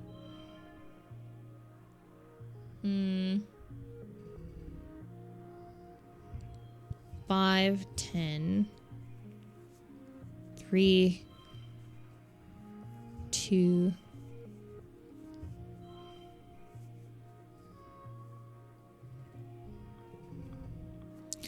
That might be better. Okay. 4, 0. That's doing nothing. It's nothing. I'm getting terrible hands. Push through. Yeah, I can't. Oh. Yeah, I gotta go back after this. This is a strange approach, but you've seen it work in videos. Sometimes music can soothe the savage beast. You sing a lullaby and the great beast looks at you with curiosity. Eventually, its eyes drift closed and it settles down, tucking its many legs underneath. Must have been very tired to begin with, like a toddler who skipped its nap. Kill it? Or leave it? Kill it? A food! You slash the plasma cutter through its head and signal Expeditions HQ to send a retrieval team. In a matter of minutes, they reduce the corpse into 4 piles of meat, skin, organs, and bones.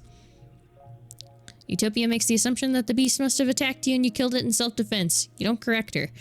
She tells you it does seem to have an it'd be an ancient vriki, maybe over 100 years old. She rewards with kudos for her bravery.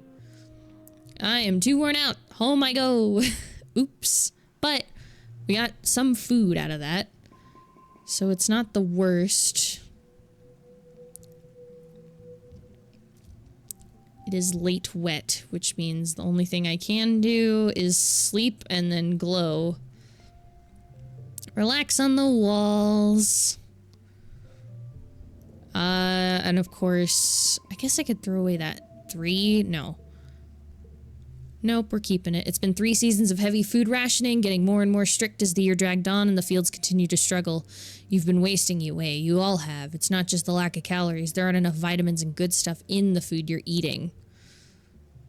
Ugh, your muscles ache all the time. Sometimes you feel strangely euphoric, filled with inexplicable energy, but often it feels like there are weights tied to your shoulders, pulling you down. You don't have the energy to do it anymore. Even the prospect of getting up to find food feels like too much effort. Better to just lie down and accept it. Despite being so tired, you can't fall asleep. You spend entire days dazed in a frog. It's hard to tell from reality. Oh, God. Last week you were brushing your teeth when you noticed that some of your teeth were wiggling. You brushed and watched all of your teeth begin to fall out of your mouth, clinking into the sink like pebbles. Horrified, you start screaming, only to snap out of it when you realize you've been staring at yourself in the mirror the whole time, lost in hallucination. Your friends stop working and retreat to their quarters. You lie with each other in the hollow net, all saying you're okay, just taking it easy, waiting for a harvest. The harvest came and went, as meager as ever. Your mother still hasn't given up, and never rests, never stops working, as much as your dad begs her to. She must be sleeping in geoponics, because you hardly see her in the family quarters anymore. From where you lie nestled in bed when your cozy fugue, it all seems like a far, far too much effort to bother with, but we're dragging our butt out of bed.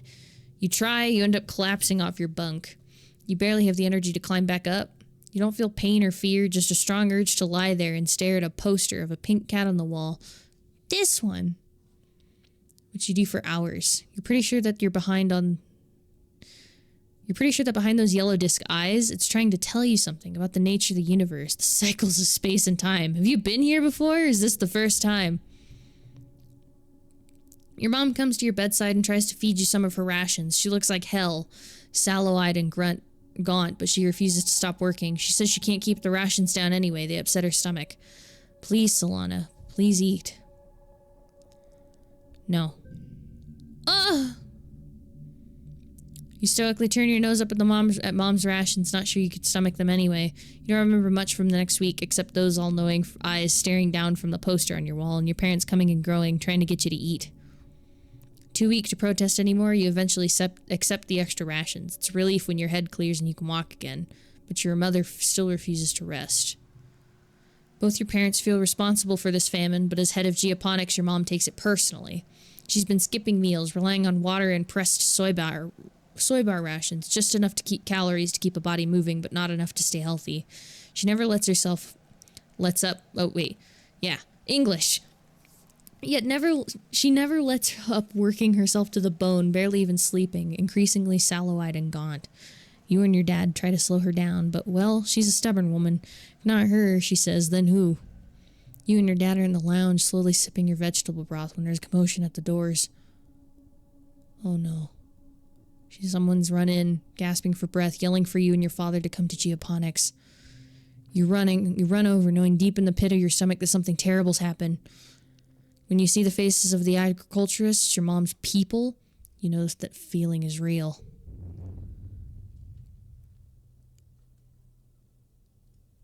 Oh God. Oh God. Your dad sees her body first. She lets out a cry like something you've never seen before. A deep, unimaginable pain dragged up from the darkest parts of where fear lives. Oh. Your dad falls to his knees beside the frail body of your mother. He pulls her into his arms and sobs, wretched and agonized. You don't even know what to think. Your mom always seemed larger than her body, but seeing her now, there's nothing there. Just fragile shell. They tell you she didn't even cry out. She just went to her knees and then laid down in the dirt. And that was it. She's gone. Your mother's body is taken to the incinerator room in the night the colony gathers to pay your respects.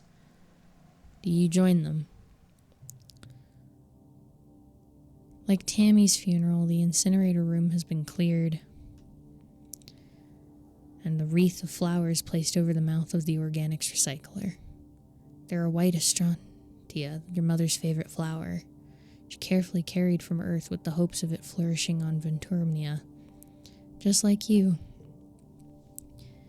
You stand with your father and Aunt Anne. Usadot and the rest of the council are here as well, including Recht. You're surprised to see tears rolling down his face. He's such a hard ass in the garrison. Cal is here with all the other agriculturalists. The rest of the colony waits in the canteen to offer their condolences after the service. Governor Usadot gives a eulogy. As a colony, we share our blessings, she begins solemnly. However, today in sad company, we gather to share the burden of our grief.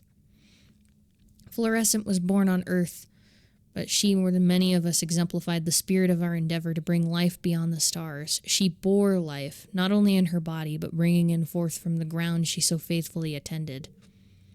The debt we owe to her is the kind that can never be repaid.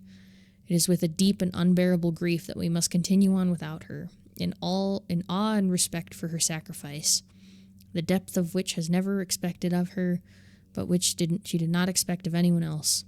It is on her strong shoulders that she carries us still. Usadot closes the door of the recycler, and the particle disintegrators begin to reclaim the molecules that once formed your mother. Your father squeezes your shoulder, making a small choked-off noise of pain. As a community, we remember Fluorescent. As a community, we return her body to the soil that nourishes us. In this way, her sacrifice is recognized in the manifest body of the colony. The ceremony is adjourned to the canteen, where a somber wake is held in your mother's memory.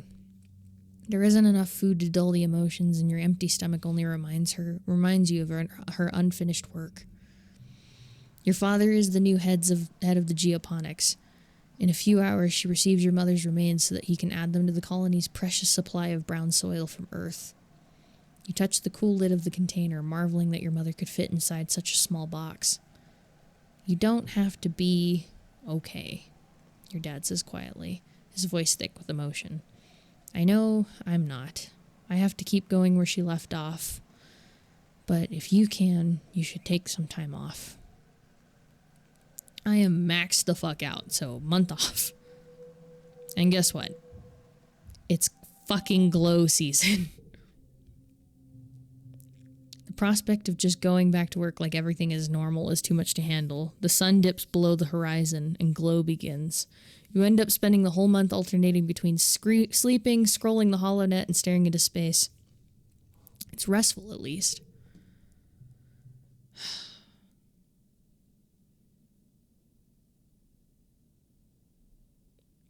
I feel like these are oxymorons. A few days after the funeral, surveyors return with an unexpected bounty from the Valley of Vertigo. It's enough to survive for another month until the new year, maybe, if you keep rationing. The colony will limp along, but without your mother. Not again! A roar wakes you. It would wake the dead. It shakes the walls, rumbles through the ship's hull, and makes your heart skip a beat. You're paralyzed by a sudden clench of fear in your gut. Through the porthole window, you hear metal screeching and people shouting. Then another roar, guttural and rumbling like the sounds of a mountain collapsing. Something enormous is out there. You don't know what gives you the courage, but you run out to the fields to face the horrible creature,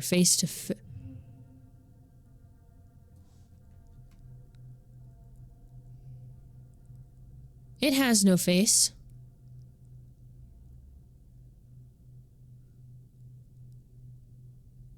It has no face.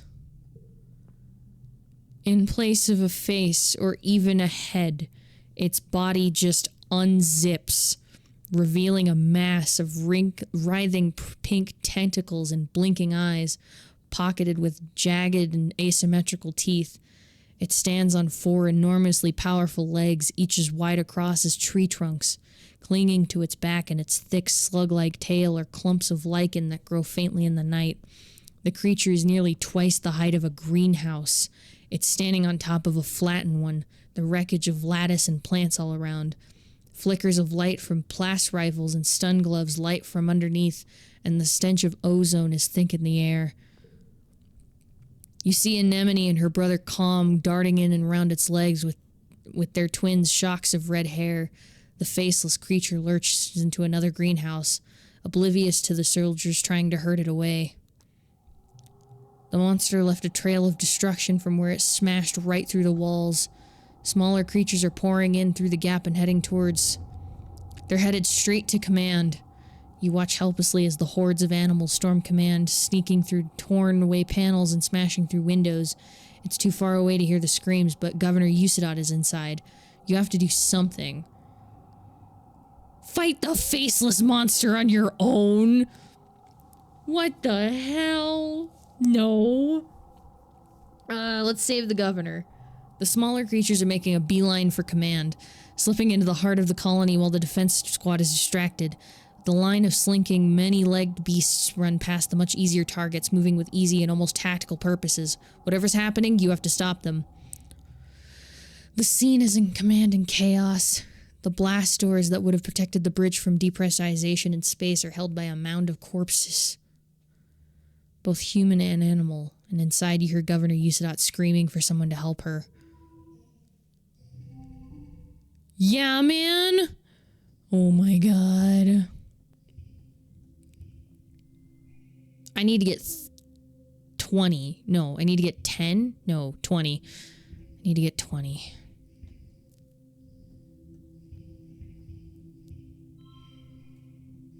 Three. That's an... Okay, 47.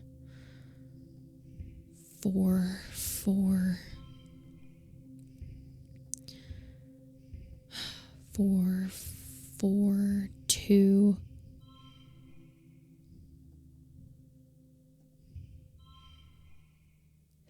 16. That'll make it...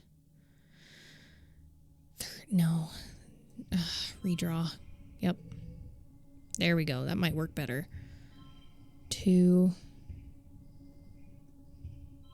26. That's 21. Okay, I can work with that. 4, 4, 4. 4, 4. Got it.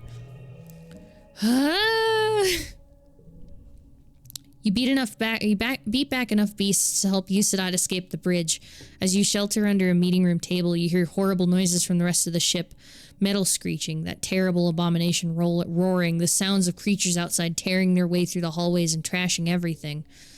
Suddenly the ship lurches and drops a few feet, buckling under the weight of something massive. Out the porthole window, you see a fleshy pink tentacle slap against the side of the ship before the faceless abomination outside crashes to the ground, taking the entire outer wall of the ship with it.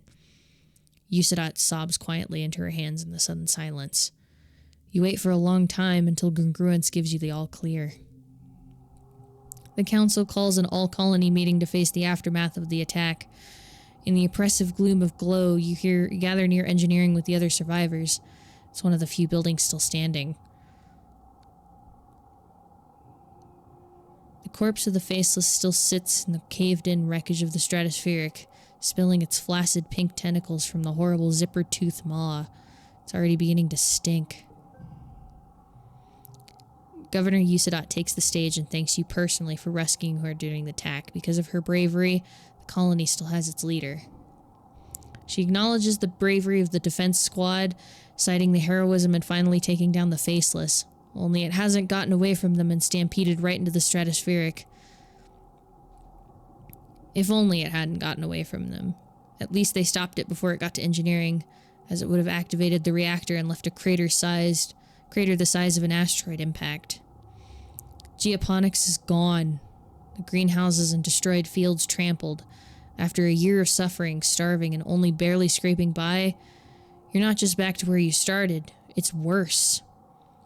Everything your mom sacrificed herself for, gone in a night. The entire front half of the stratospheric has been destroyed. The living quarters, the canteen, the garrison, the lounge, even the creche. It's all gone. It's only by stroke of luck that people hiding in the creche weren't all killed. Governor Yusadat solemnly reads the names of those who had lost their lives. Too many.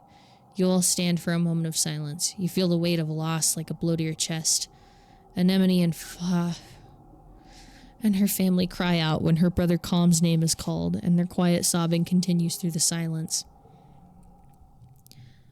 With the living quarters destroyed, everyone moves into the engineering wing for shelter. You're crowded into the classroom with other families. The adults try to make it seem like a sleepover, but you're still all so shaken. Anemone cries about her brother and screams at anyone who tries to confront her. Eventually, you just ignore her grief, as painful as it is to hear her sobbing at night. You feel like you've been awake for days, and you'll never fully sleep again. You try, but you keep jerking awake, crying out in fear. Eventually, you fall asleep sitting up, held in your father's arms. Your sleep is fitful, but mercifully dreamless. I don't think I'm gonna make it to the end of the year. Oh, God. Oh. I don't think we're gonna make it to the end of the year. Oh.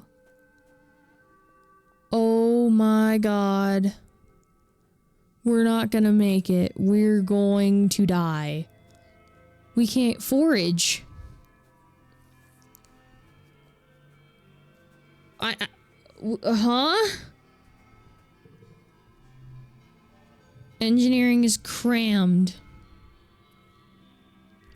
with families and what belongings they've salvaged from destroyed living quarters. You could spend time in your crowded temporary lodging in the classroom or help adults try to fix things. Oh, what is the point of having all those kudos? Bestie, shit's destroyed, alright? I don't know what to tell you here. It's all gone. It's all gone. Jesus Christ. I'm just trying to get through puberty.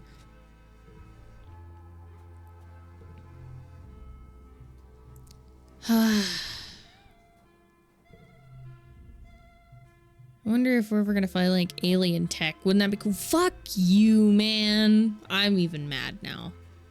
Shit's broken. Alright, I guess we help rebuild. So let's rebuild. The first month of quiet passes, each day plotting out one after the other. You still have trouble sleeping in the classroom barracks, but there's nowhere else to go. Each day, you wake with the others and try to make the best of it. Grief and anger come in waves, not just for you, but for everyone. Excuse me. Some days are better than others. You're assigned to help rebuild the walls. The first part of the month is spent just dragging away the wreckage, sorting it into salvage or recycling. By the time that's done, crews disassembling parts of the stratospheric have delivered enough salvage that you can begin patching up the walls. A sense of urgency permeates the crew. After everything, people need to feel safe. Deese is on the work crew with you, something he does begrudgingly. Walls didn't help the first time, he grumbles. Whenever someone asks for his opinion, we should always just stare them down and live like the animals do. If someone planted a bunch of buildings on my land, I'd be pissed off too. This is pointless. You don't go so far as to sabotage, but you certainly don't contribute. You and Deese drag your feet, sulking anytime someone tells you to work harder. Surprisingly, you don't get in trouble. You're just kids after all.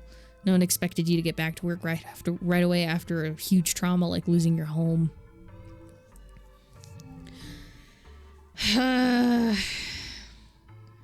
3, 6, 9, 12. Damn it. There we go. Okay.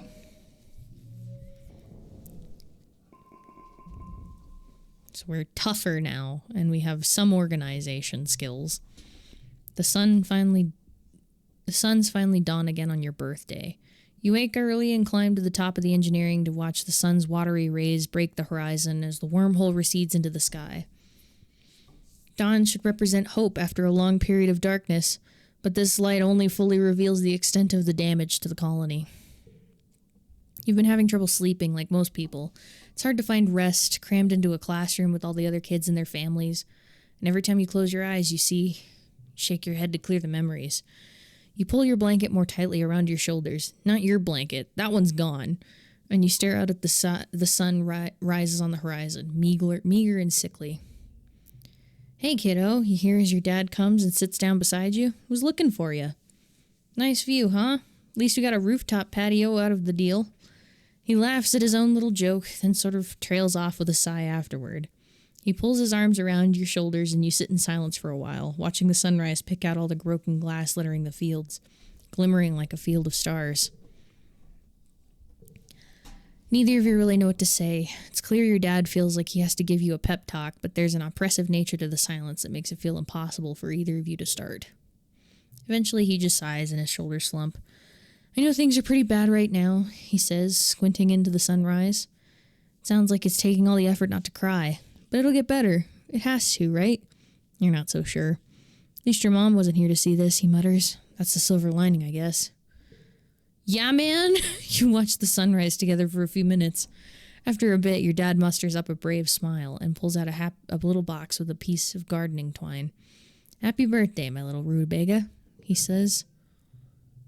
You know what it is before you open it. Your old medallion, the one your dad made, with the sun that represents the earth. It was broken during the attack and all the chaos you didn't even notice, but your dad did. Made you a new one. It's just like you remembered. Similar design with the wormhole this time, to represent Vertumna. You thank him and a squint out at the swirling wormhole that's barely visible in the brightening sky. It's so massive and awe-inspiring this time of year, but it always seems to herald disaster. You're happy to watch it fade away in the daylight. Your dad slaps you on the back. What a birthday, huh? Here's hoping they all get better from here. You both head back downstairs to the wreckage of the canteen, where they've put up temporary roofing with whatever tarps and scraps they found. The colony nanoprinters, the few that still run, have been working day and night to replace the necessities, but larger construction processes are going to take a long time. Aunt Anne has coaxed the kitchen nanoprinters into making soy gruel and pressed bars. Life-sustaining, but depressing. You and the other colonists eat your breakfast in stony silence as you mentally prepare for the day. Governor Usadot looks more frail than you've ever seen her, but her eyes remain determined. Last week, they held a mass funeral for everyone who died. Let's talk There's talk of turning the Stratosphere's destroyed front into a memorial shrine. After everything useful has been salvaged, there's still so much to do. Shit, man. Mid-quiet. What got rebuilt? Just the wall? Not even. Nope, it's still hell out here. It's still hell.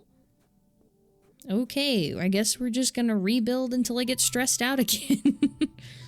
Rebuild! You're assigned to help out in geoponics. The agriculturists have been working hard at work trying to salvage what they can of the ruined fields and the destroyed greenhouses, and there's still a lot of work to be done. Your dad has taken over as chief cultivator. Succeeding your mom was already difficult for him, and now there's this. He hasn't been the kind of guy to hide from hard work, but he's been pretty decent lately. Cal's been working in geoponics too, of course. He smiles when he sees you. Hey, Solana, there's a lot of stuff to do. What do you want to work on? Fields. You and Cal are set to work in the fields. Luckily, they were mostly empty during Glow, but quiet is supposed to be a season of planting. When the deep, compacted trenches where the massive faceless stomped all over the colony defenders, the fields are even worse shape when you landed. You are set to the task of aerating the soil. You and Cal trade off, one of you guiding the bot with a dangerous-looking aeration extension, and the other one uses a shovel and sometimes a pickaxe to loosen the soil and dig out pieces of debris. Then there's the spark snow. It'll raise the soil acidity if it sits long enough to melt, and your earth crops hate that. When you're not aerating the soil, you're trying to keep it from pile up. There are tarps laid out over the fields, but shoveling the snow from the tarps is back-breaking work too. It's exhausting. Everyone is worried that this will be the final nail in the coffin for your food supplies after the famine last year. Try not to think about it too hard instead of focusing on doing what you can to just help rebuild. Man. 4. 1.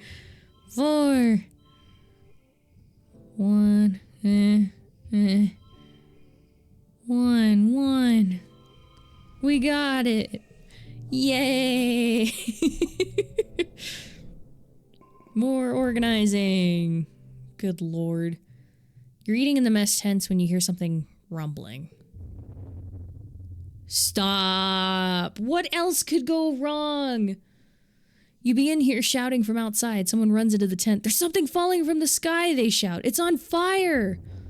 You join the crowd of people leaving your temporary structures to gather in the colony square.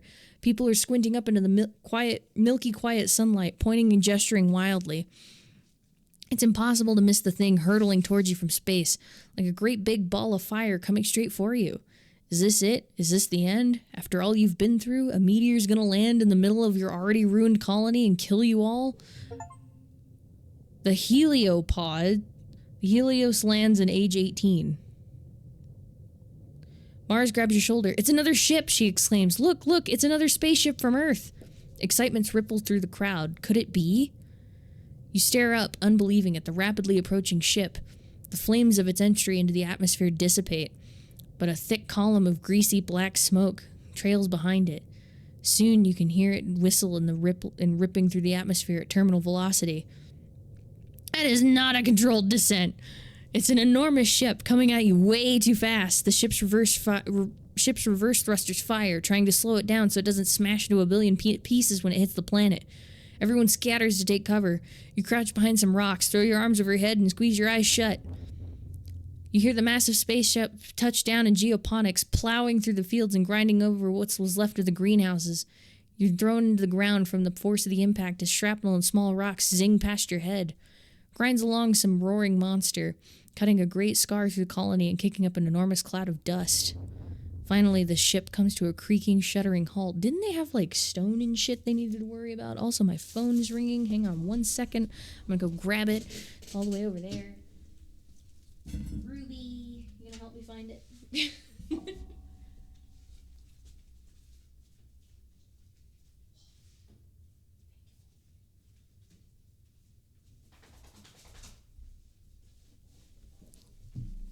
I have acquired my cell phone because I had it over on the counter for some reason. So I don't know what the heliopod. Hi. What are you doing, dog? You want attention? I'm so sorry. Okay.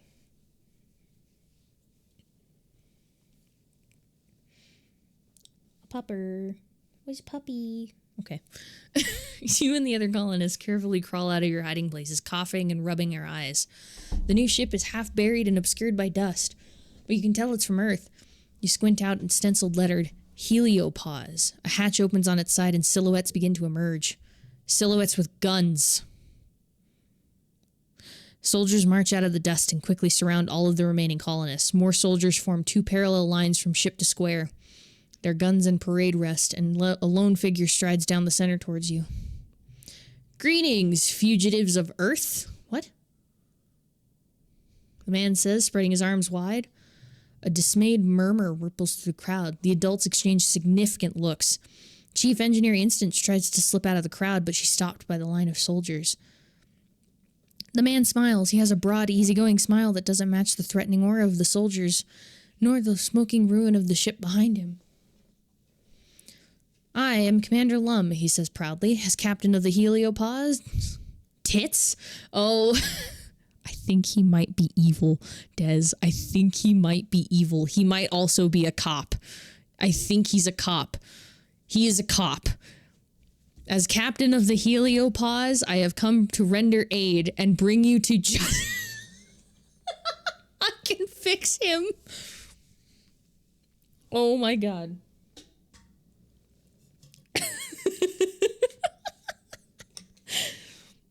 Try to sneak away.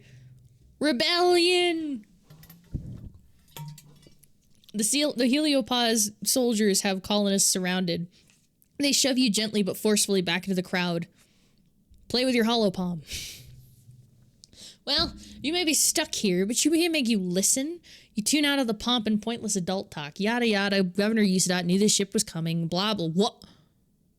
Now this new guy Blum will be governor, and he's kind of a space cop? But whatever, all adults are basically the same and equally boring. The crowd disperses slowly, and the council members follow Lum back into the heliopod, presumably to talk about the future of the colony. You hope. You track down your friends. So what do you think of these new people? They're just gonna they're just gonna be cops. They don't live here, they don't know what it's like, and they're just gonna swoop in and act like they're better than us. She hugs her arms around herself. Did you see what they're gonna do what they were doing to Instance?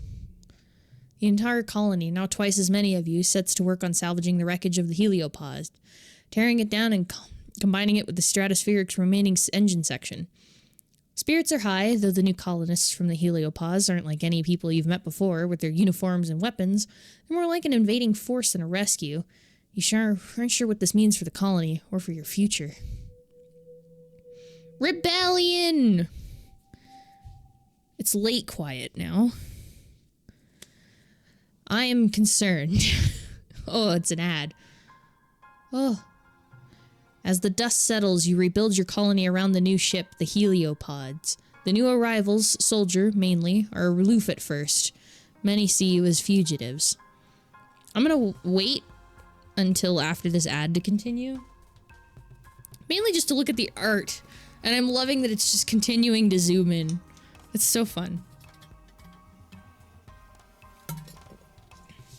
Also, holy shit. Shit went down in the last, like, glow season. Our mother died. We got attacked. Together you build new walls, living quarters, greenhouses, and a massive bunkered garrison. The Stratos engineering wing is the only remainder of your old colony. The heliopause brought enough rations for another 5 years, as well as rich seed bank and working hydroponics. Finally, an end to the slow starvation you felt for years. They also have more guns and explosions than you've ever seen in your life. Even the ship has guns. Wait. Oh my god. If they had come 3 months before they did, our mom would have lived. A full stomach, a roof over your heads, and the promise of safety convinces most stratocolonists to accept the Helios. In turn, the Helios decide that you criminals pose little threat. A grudging peace is brokered between the two groups. You decide they aren't so different, really. They're even Helio children, born among the stars, just like you. Oh. Do we get our own room? This is kind of neat. After a month of hard work, you and your dad move into your new quarters, and you have your own bedroom for the first time in your life. You place a picture of your mother on the shelves beside your bed. You step out onto your very own balcony to watch the new colony as its grounds bustle with so many strangers and new ideas. Minus 100 stress, 5 colony defense. We're no longer starving. You feel something rising in your chest that you haven't felt in some time. Hope. Excitement. What will the new day bring? You better go out there and find out. We're gonna go cautiously. Whoa. It's huge. A log. Oh, shit's different now. Okay. So that's engineering. Whoa. Okay, the wall. Oh, that's where geoponics used to be. So they built it away from everything. Whoa. So that's engineering. Oh! Who are they? Oh my god. Des, are you here? Des. Whoa, this place is huge. Sorry, hang on. Des, are you here? Log. Also, damn. Yes, okay, hang on, because I noticed something. Wolf boy. The colony's full of new people. Everywhere you look, you see a stranger. It's disorienting. After growing up in a closed spaceship, you never expected to meet another humans that weren't made here on Vertumna. Wolf boy. Oh my god. He's actually kind of cute. Like, adorable.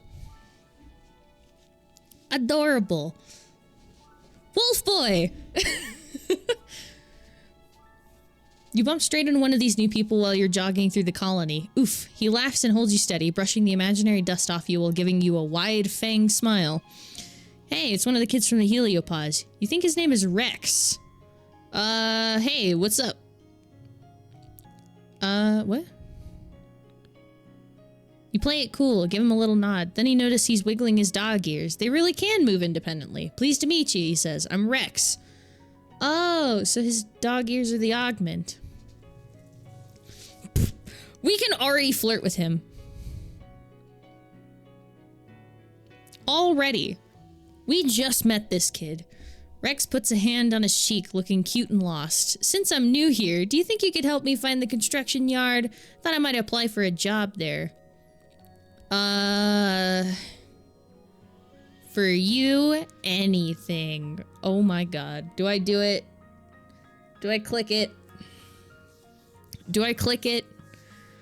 This is what happens when I say, werewolves are better than vampires, right? I'm gonna click it. I'm gonna click it. I'm gonna click it. Whoop. His eyes widen and winks as you wink suggestively, and he grins, wiggling his ears and lolling his tongue out like a dog. I might just take you up on that, he says. You tell him everything is a bit changed since the heliopause landed, but you think the construction yard is still near command. He thanks you for the directions. And who's this? You've seen Nomi. Oh, they're adorable. They're so cute. Oh my god. Around since the heliopause landed. They're around your age and barely 1.5 meters tall, only coming up to your shoulder. You've never seen anyone dress as strangely as they do. Hi! Their voice is high-pitched and quick. I'm Nomi, short for nomination. Excuse me? They do a little twirl and bow. You introduce yourself and... ask about their gender? Is that not rude?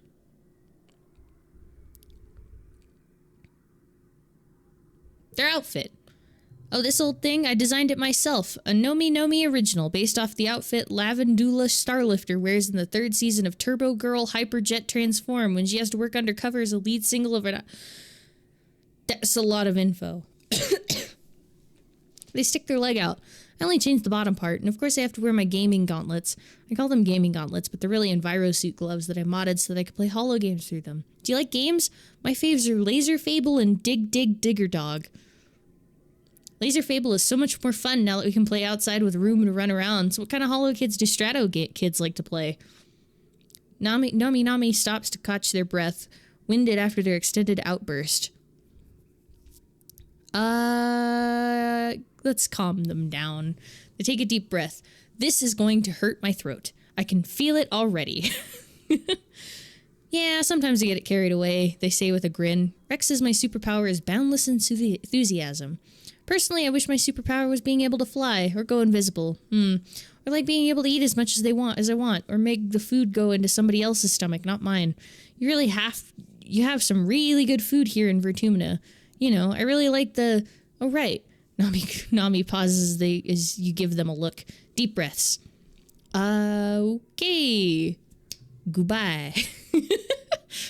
You make excuses about having somewhere to be. The Hilo kids are weird. You wonder how things aren't going to change now that they've arrived.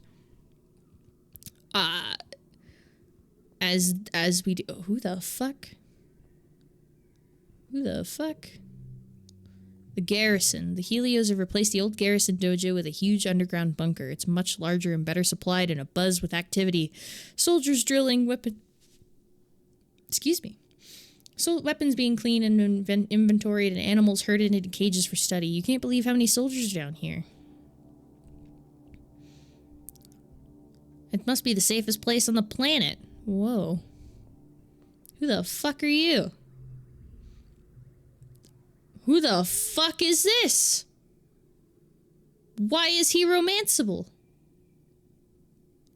This new boy from the heliosphere is only a couple years older than you. He's very handsome. Is he?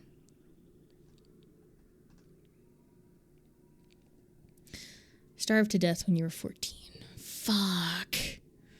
Fuck! That sucks. I hate every idea of that. All of that sucks. She's 86. Oh my god. Monk.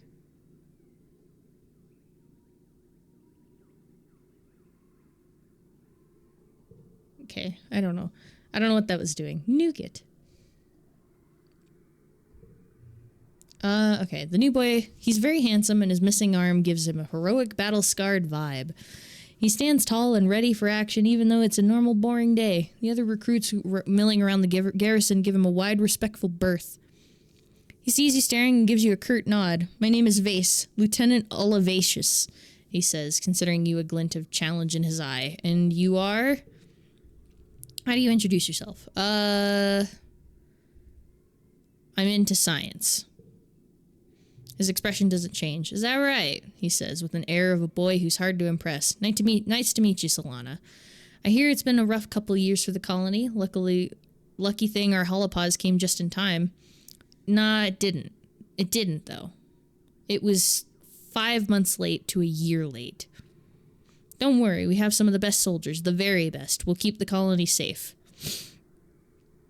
Are you one of those best soldiers? We were doing fine. We weren't doing fine, but we train as a team, but Vase says, then little guy, I don't like his vibe. Something about him just irks me, I think. Then clears his throat. Yes, I've won more than my share of 0G judo matches and virtually rifle tournaments, even competing against adults. But being planet-side is totally different. You tell Vase that firing a virtual gun is nothing compared to running for your life through the jungle while a wild unisaur hunts you down. A unisaur? Vase says, leaning forward a little, his eyebrows raised. Did you actually say something to interest him? That sounds like a fun sport. I'd like to try it sometime. Oh, he's a jarhead. He's a... Can we not go outside anymore? Yeah, there's no drain pipe anymore to sneak out of. Tang is deep in conversation with Chief Engineer Instance, conferring the holo screen. Tang says something that makes Instant smile and pat her on the shoulder, who then gestures to close her holopalm and walks away. You approach Tang, who looks unusually flustered. Oh, hello, Solana, she says. The tips of her ears are pink. Do you have need of my assistance? You want a flower? I suppose this might be of scientific interest, Tang says, analyzing the flower. She pulls a petal off of it. I hope you find it useful. I'm not sure how I feel about flirting with her yet. Little guy. Tutor the children. Okay. I'm confused.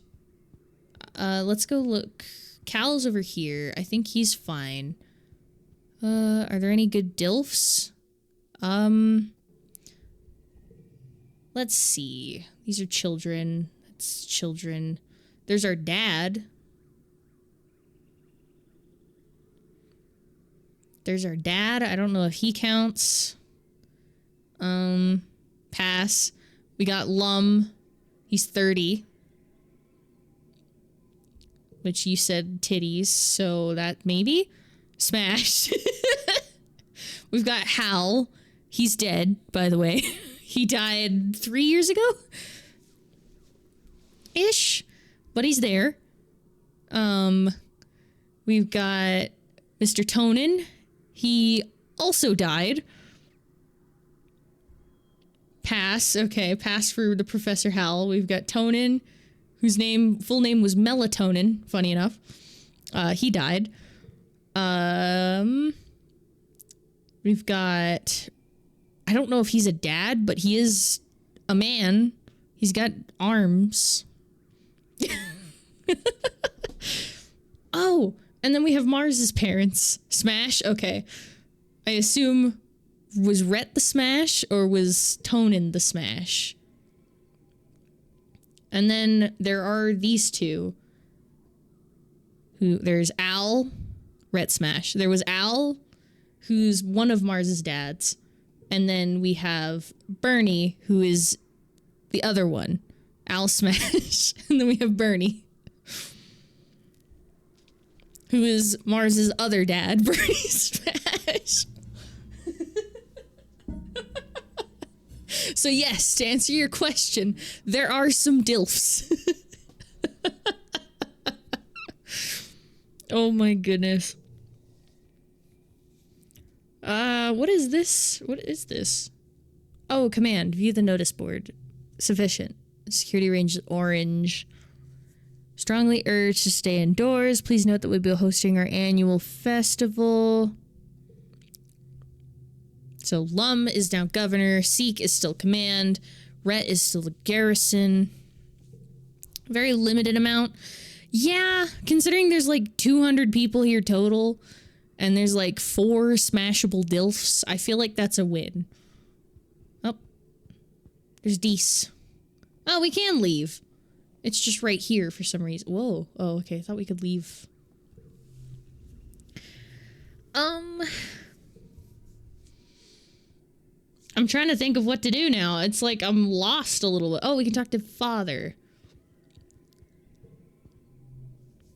Even though it hurts, you find yourself wandering over to geoponics. It feels not good to be here. In the place your mother loved and ultimately gave her life to, but not good either. Feels like when you have a bruise and you can't stop yourself from pushing on it because the pain reminds you the injury is real. Like your mom dying is a huge invisible wound, and poking at it forces you to feel something instead of just numb. Your dad is taking time off work. Your parents worked double and triple shifts during the last growing season. Now that it's over, it almost feels so cruel. When people work hard, they should be able to look back on what they did and feel proud. Instead, there's just this. A huge gap where mom you should be. You find your dad sitting in your mom's personal garden. It miraculously started to grow again, despite being trampled flat during the last attack, and neglected during the famine before that. Still, various Vertumnan flowers are starting to sprout, as well hardier earth ones like the dandelions. Your dad looks up and musters a smile. He pats the bench beside him. Your dad is good at sitting in silence. He holds your hand and you sit together, watching the bugs flit around the garden. Eventually, he starts to hum quietly. You recognize the song, an old favorite of theirs, one they used to play after dinner when they would sit and talk for hours about the future they envisioned on Vertumna. You remember standing at their feet and playing with your blocks, letting the weird adult words wash over you. They had so many plans. You think about your mom and how much she sacrificed for the future she'll never see. Your dad puts an arm around your shoulders and you sit like that for a long, long while. Oh. Like every pollen season, your dad gets shimmer. It's not pollen yet. It is pollen. The pollen's bad this year, the thick, heavy clouds of pink. Even your eyes are a little itchy, and your dad's not the only colonist spending the week in bed. You can hear the others' people sneezing as you walk through the corridors, bringing him a hot trippet soup. Thanks, kiddo, your dad rasps. At least he's sitting up in bed now. Your mom never got sick, not ever, your dad reminisces. I'm not sure she missed a day of work from the day we landed until He stops and sighs. I miss your mom. I wish Instant would find a cure already, he grumbles. His hands shaking as he lifts his spoon. 3 years and all she can suggest is bed rest and fluids. What good is all her researching if she can't fix a headache? Your dad must be feeling really sick. He never complains about stuff. You check his temperature with your hollow palm, then dim the lights and bring him a cold pack for his forehead. Don't open the window. Don't open the window. He has a crust of glittery pink gunk around his lips, looking cracked and gross, so you wipe it away. The glitter is just everywhere on him, like it's coming right out of his pores. He looks iridescent in the murky light flittering through the pollen outside. Hey, do you mind opening the window for a little, for some fresh air? Smells like sick person in here, he grumbles, pushing away his soup and rolling over in bed. We're not opening the window. The pollen might be everywhere already, but it makes no sense making it worse. You pretend to crack the window for him, and by the time you look over, he's asleep again. The worst of the pollen fog subsides in a few days, and your dad starts to look a little better. He gets back to work, which is good because there's a lot to do in order to rebuild the colony and get the heliopause's hydroponics up and running. You're still sweeping glittery dust out of your quarters weeks later. That stuff gets everywhere. I have a bad feeling we need to find the fucking research xenobotany. What does that do again? Maybe that'll help. You report to the geobonics. We're bringing along this weird pink-purple stuff you found in the fog cloud. You know that time you almost died? Hard to forget that. The chest still hurts when you move too fast. Your dad is very interested in the sample. He has you analyze it right away. Scrutinizing your sample under the microscope, and then with the spectrometer, you compare the spores known to the known substances. You determine it shares a chemical compound seen in fungi with psychotropic effects. It can make people hallucinate. Huh, he says. That explains some things. You think about those creatures, those topiary covered in this stuff. They were all grouped together in the same place by that weird hole. Did the fungus make them go there? But why? Take a look at these, your dad says, sending you an archive on your hollow palm. He keeps detailed records of the air quality, humidity, and temperature, spanning back almost to the day you landed here. Excuse me. There are even some actual air samples, preserved in vacuum-sealed tubes. You take a look, and sure enough, the spores are always present in the air here, and get much worse during pollen. Wait, could this be what makes your dad sick every year? As it's trying to colonize him like those creatures? You remember the chief engineer saying that she believed the shimmer was caused by some sort of fungus. Could this be it? You look for a way to neutralize it. You hit the archives again. You work at it for a few days, but identifying a compound, you notice the pattern is one thing. For heavy science, you need help from Dr. Instance. This is strong work, Instance says, scrolling through your findings on her hollow palm. You say you gathered the sample yourself? That's impressive for someone your age. She summons Tang to join you. Please get Tangent up to date on your research, she says. She'll take it from here. She has more of a mind for these things. Sensing the shift in power balance, Tang blanches and looks at you apologetically. No one knows this better than I do. I've been working my ass off here. Review. Great game. Needs more dilfs.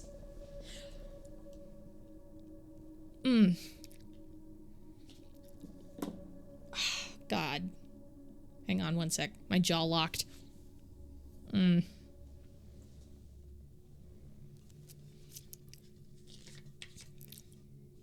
Well, that's painful. There we go.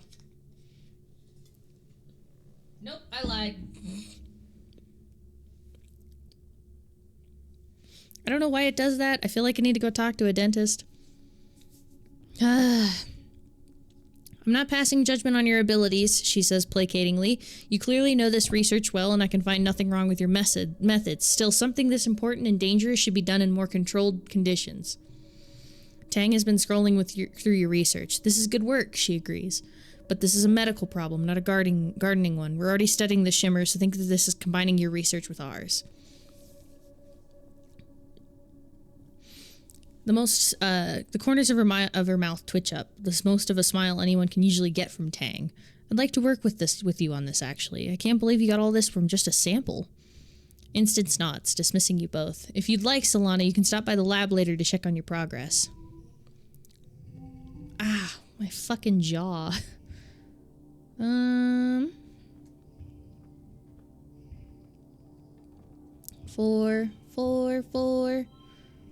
Four. Nice. Win. Damn, 6 biology. Holy shit. More collectibles respawn faster and more slots are filled.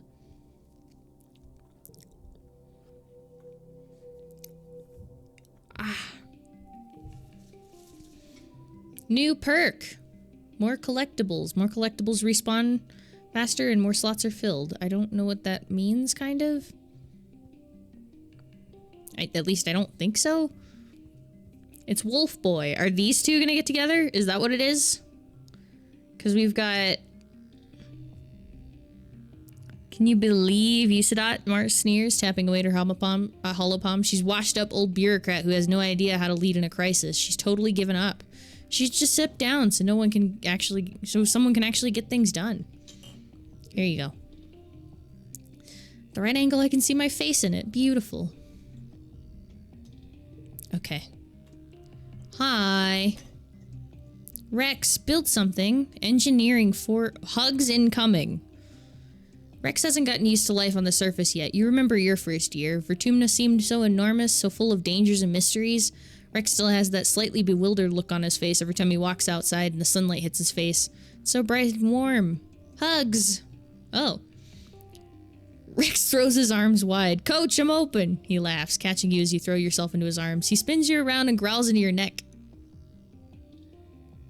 squeezing you tightly. It's a good hug. The kind that makes you instantly just a little more relaxed. I don't know how to feel about that. I don't know how to feel about that at all. It's so cool you guys have people who aren't boys or girls too, Nomi says, twisting a long piece of their hair on their finger. Mom and Dad told me that sometimes people on old Earth didn't understand stuff like that, and our shift left Earth before us. So maybe it was even worse then. They gave you a bright smile. But they were worried for nothing. Everyone's so nice here. Want to make something? Nomi flaps their hand in front of their face. I do, but it's so hot on this planet, don't you think? You shrug. Sure, it's different than living in a climate-controlled spaceship, but you're kind of used to it by now. Nomi snaps their fingers. Wait, we should make something cool. What is that? Okay. Well, creativity, friendship. You and Nomi brainstorm all sorts of weird, wonderful ways to say cool. Umbrella hats, sunglasses with funny shapes, giant vats of ghouling goop. But it still seems too complicated. Eventually, you end up doodling on some of Nomi's paper and folding it to make paper fans. Sometimes the best solutions are the most simple, they smile, fanning themselves with their new turbo hyperjet transform fan. Ah. I might take a break for a second and see if I can pop my jaw out again. Because it's like I can't open my mouth too high or I can't pop it at all. Okay. I'm looking... So my engineering needs to get higher, so I might go back to school. It's school time, especially since we don't have to worry about the fog or pollen. I guess there's no depot store anymore. Or maybe there is. Maybe it's somewhere. Is it up there? It might be up there. Yeah, if they're in front of it, I presume. Yep. Oh, what's the notice board say? Those susceptible to particulate matter are strongly urged to stay indoors. Okay, so nothing changed there. Yeah, so I just go to school. I assume there's nothing else really to be done, but the area is a lot bigger now. Engineering, reasoning, empathy, relationships, friendship with Nomi. So we'll do engineering, because my engineering's fairly low. Yeah. My animals is at 30. Combat 17. Toughness 16. So I do need to focus on that, probably. Tangent and Chief Engineer Instance have been hard at work in the lab trying to find a cure for the shimmer disease. You join them in their research. You're the only one who found the sample of the shimmer fungus and analyzed it. You're the one whose father suffers the most from it. You confirmed that the shimmer is an airborne fungal disease and that the thick, choking spores and pollen are the same fungi from the Valley of Vertigo, the ones that colonize the host and turn their bodies into spore-producing fungus. Finally, You have a long due breakthrough. Sunlight. You try inoculations, antibiotic, antifungal creams, but what finally works is a high-intensity light treatment mimicking the full force of the sun's during dust, coupled with an injection to increase its potency. Of course, Tang exclaims. The fungus colonizes animal life during pollen, and some succumb to it, but the intense light of dust scourges the fungus from the survivors. It's all part of the natural cycle. The treatment works on samples, now to test it on a subject. Test it on yourself. You open a triple-locked research room and pass through an airlock. You don't have an enviro suit on, but that's the point. You need a strong dose of the fungus in your lungs.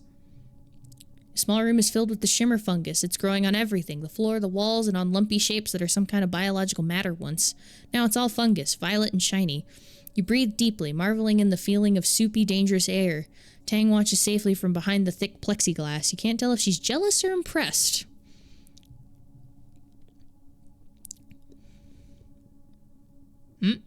Did I get it? Yep.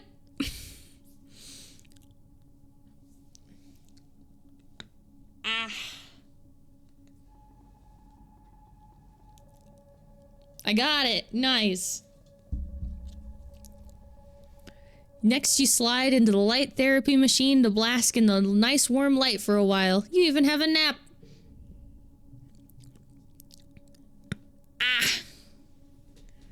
Fuck, that hurts.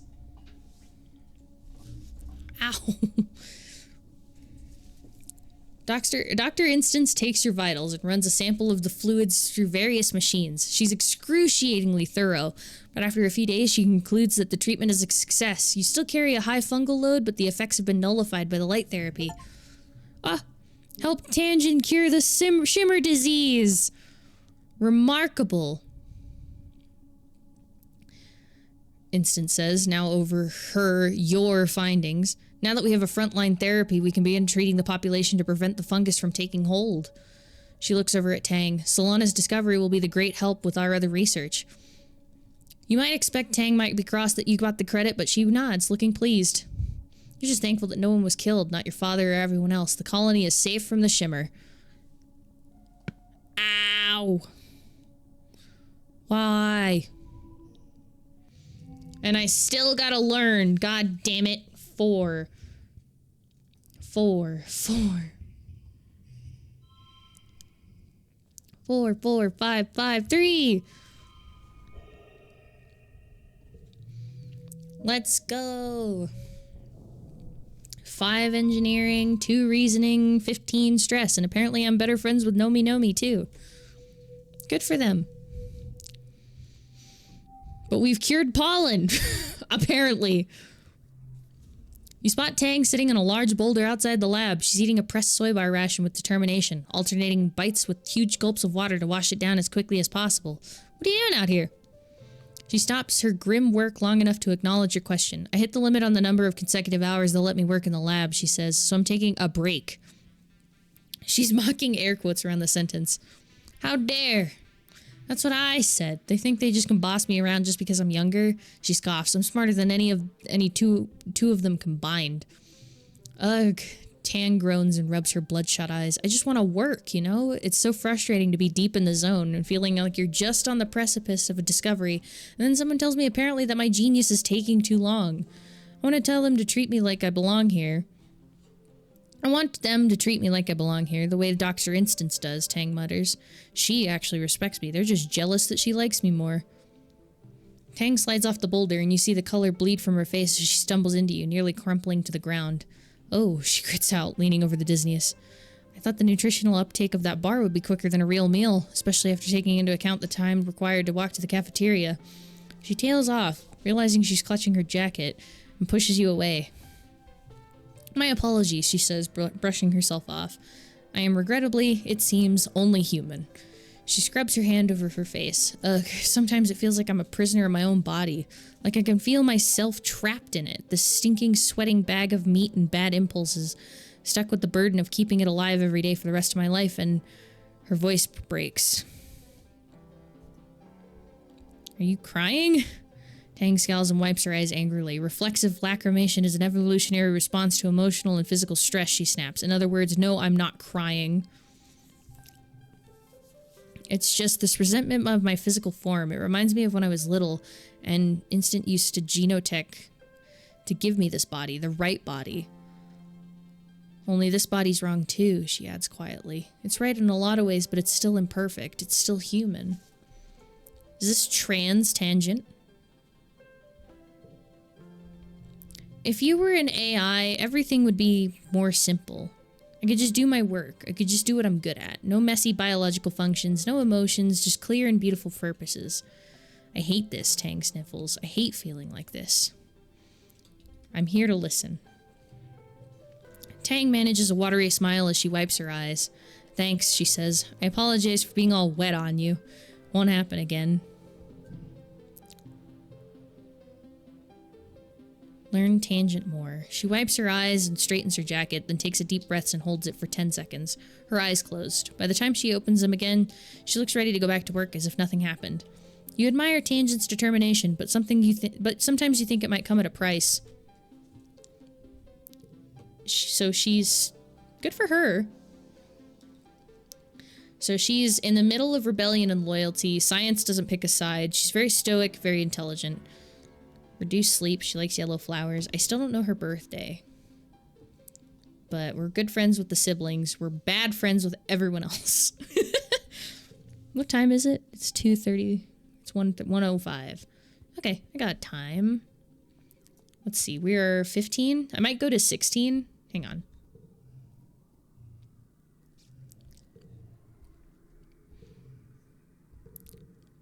Gear.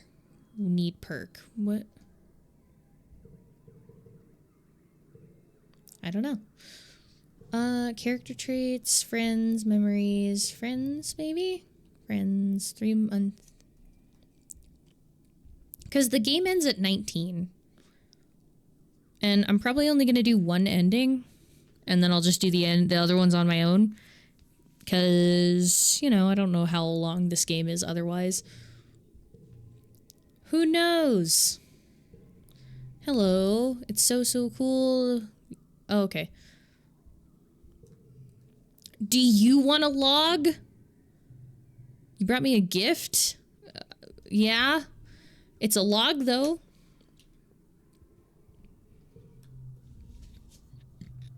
I'm coming in for another hug. Oh, gosh. I mean, why not? Hi, Dees.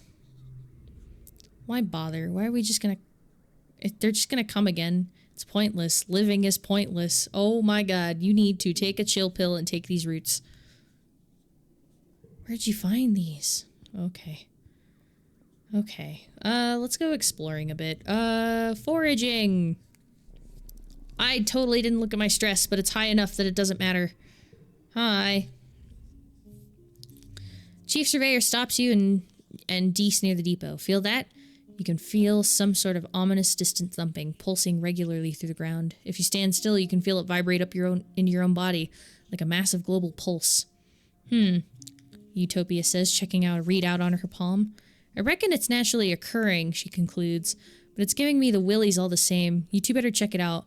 Mind you stick together and take readings on the way in case it's dangerous. You and Dees look at each other, excited. You follow the thumping, a low and now an audible noise growing louder, west until you've roughly triangulated its location. You know you're getting close, but it sounds like it's coming all the way coming from all around you, and your instruments aren't precise enough to help. Perception challenge. My perception is high as fuck. Not as good as my biology, though. 65! Oh my god. 2, 3, wait. Bonk. 1, 2, 3, 3. Sure. 5, 3, 1, 1. 20, 32. 8. 2, 2. 1. That's not even close.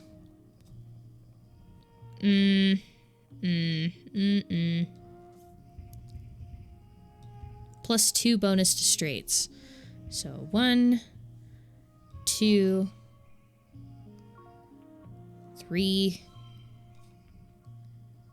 5. 17.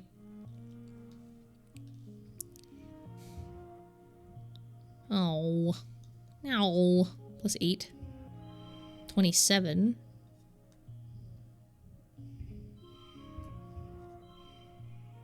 Hmm. 27. 24. 27. Or I can ruin it by turning it 25? Oh, that's terrible. That's horrible.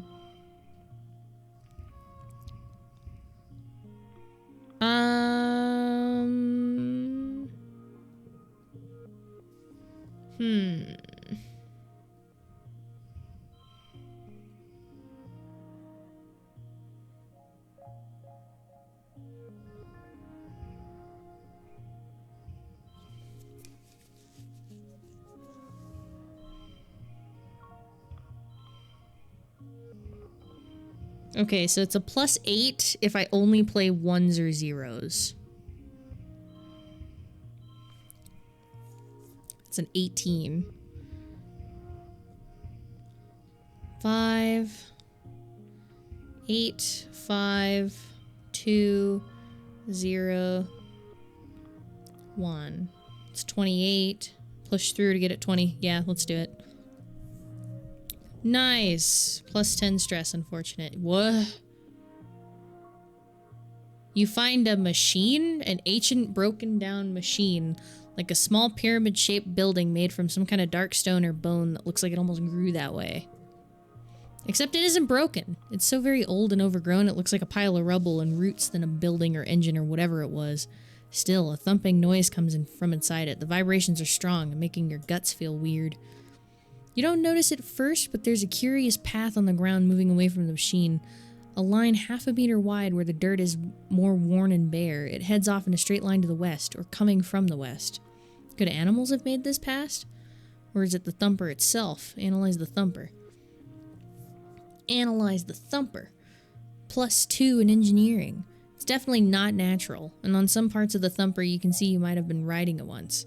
Carved into deep but not quite rock, it must be thousands of years old. Whatever part of it still works deep down at its core. It has a funny smell too, something sweet and fermented. Puffs of air coming from vents near the top, in time to the thumping. You almost noted that the animals here have a lot more aggressive than usual. Even the insects buzz more annoyingly overhead. Their scanners register higher levels of attack pheromones. Whatever's going on, the fauna don't like it either. Eventually, you head back to share your findings with Utopia. Totally an alien civilization, Dees insists. Utopia scratches her head. I suppose, maybe, she says. You said it looks ancient, right? Perhaps there could have been another civ here long ago. We found other signs, but nothing active like this. Ooh. Seems to be pointing west or receiving something. She snaps her fingers. There's some right ugly ridge lines out there that might have kept us from checking that direction, but we got gliders and motivation. That's half the battle. She makes a note in her hollow palm. I'll open up the western resting ridges for surveyors, she says, then grins. Ooh, say that 3 times fast. I couldn't even say it once. Dees is definitely aliens. Dees nods solemnly. It's definitely aliens.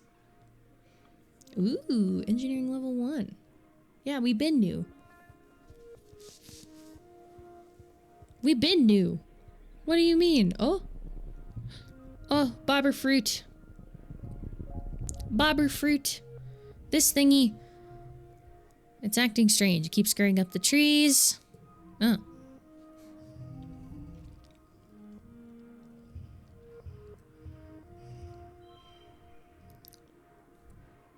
$18. Okay. 5, 3, no. 3, 2, 2. That's 22, which means I'll need a 23 in the next one. Yep. 4, 2, 2, 3,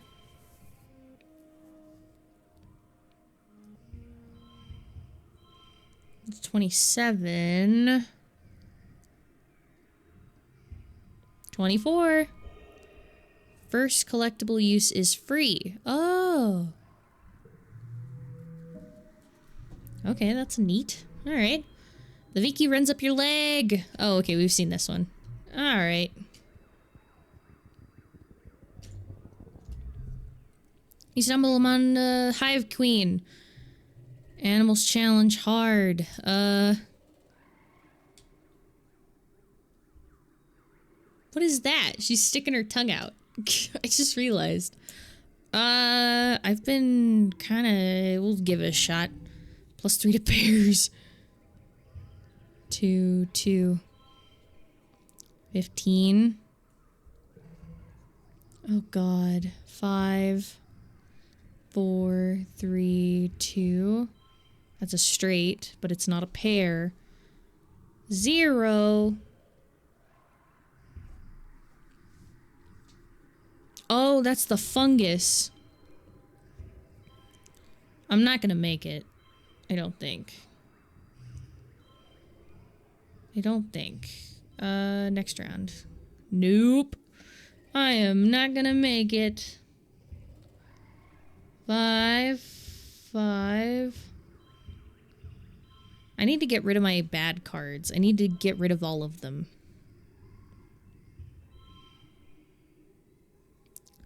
Well, fuck. Okay, give up. Defeated! Fuck. You duck and weave, but the Squeezer Queen's too savvy. You're blasted with a face full and leave empty-handed. Rip. Well, I got stuff for that, I guess.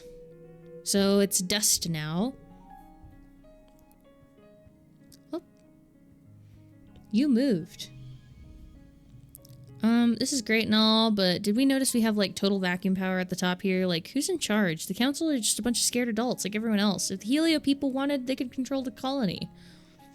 Colony should be under colony governance, not some outsider. Oh gosh, we're already starting that. It's time off time. Rex hasn't gotten used to life. Hug! It's cheap and easy friendship points. I'm gonna do it. Yeah. It's cheap and easy points. There's not really any reason why I shouldn't. Doggy ears. We're at 62, 63, 9, and 4.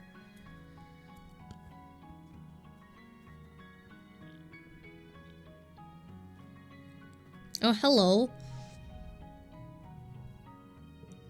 Would you like... I don't have the thing you like. Never mind. Bye. I'm so sorry. I wish I had the things that you appreciate, but unfortunately, I don't. We need to be smarter than them? Okay, so yeah, all of the kids, except for the Helios kids, of course, don't like the other Helios people. The Helios kids are just kids. Do you want to play Laser Fable? I'm good, kid. Thanks. Yeah, because we've been living here since we were like 10, 11 years old. They got here at 14-ish. So presumably... I need... Okay, what have I been ignoring a lot? Organize. I need to do some combat. Because that's starting to bite me. Oh, wait. No, I can't do anything. I gotta go rest. So we're gonna go... I guess... Can we relax on the towers? Or is it literally just go sleep? I assume we can relax on the towers still. Yup, relax on the walls. You're sort of half-heartedly scouting by walking along the walls when you come what looks like a little memorial shrine tucked into an alcove. In it are drawings and memento for people who've passed away. You're struck once again by the senselessness of her death, letting the grief wash over you just as strong as the day she died. It's hard to believe that you came this far through space, only to lose a friend in such a sudden and pointless way. Oh, why is it always my high level cards? Fine, we'll get rid of 3.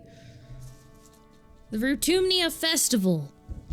Despite some lingering rivalry between the two factions, Vertumnalia has a chance for the Helios and Stratos people to come together and appreciate the bounty of the planet. At least that's what the adults say. I can't help but notice the crowd has segregated itself according to their ship of origin. Rex shouts... Rex shoots you away from over on the Strato side, and Nami makes a silly face. Face is surrounded by other young soldiers, all looking in their Heliopause uniforms. And with Dee standing beside you, you wonder if the two ships will ever feel like one colony. A fanfare plays over the square's announcement system. Lum's honor guard does a complex drill with their drone rifles. Greeting people of Vertumna, Lum says, his voice ringing out over the square. We may be far from our beautiful Earth. Excuse me. We may be far from our beautiful Earth, but we can still celebrate and be thankful for what we have here. We've worked hard to save this beleaguered little colony from the brink of destruction, and we should be proud of our work. The Helios cheer. Your side of the square is more quiet. I know some of you've been asking, Lum, how are you going to do it all by yourself? What? How are you going to run the colony, solve everyone's problem, turn this planet into a paradise, and look this good? Oh, God. His titties look...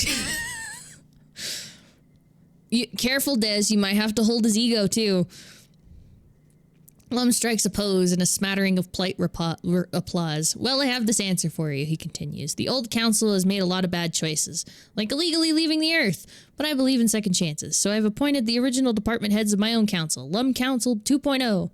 Better not disappoint me, he laughs, and makes finger guns at the department heads at the foot of his podium. Stay on your toes, Stratos.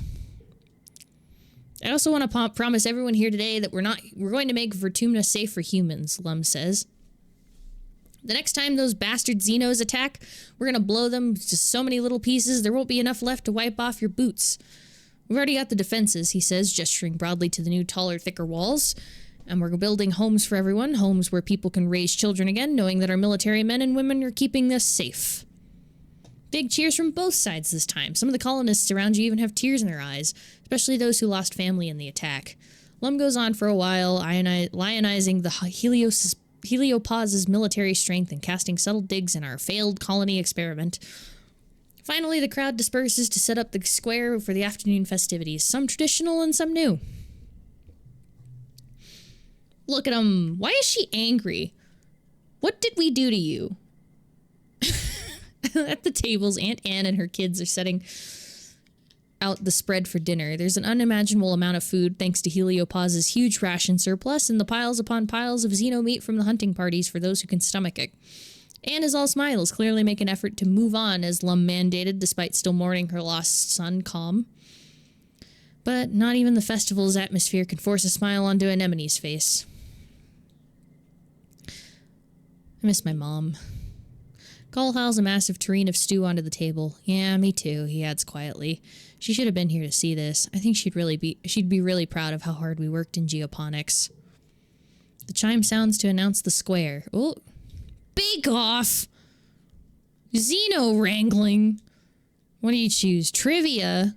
Talent show. Trivia? Oh. Instance is too busy to organize the science fair. Oops, I'm gonna fail. So you do Helios and tradition instead. Trivia night, hosted by Congruence. You, Tangent, and Naomi all sign up. I miss the science fair, Tangent grumbles. But I've been memorizing facts to prepare.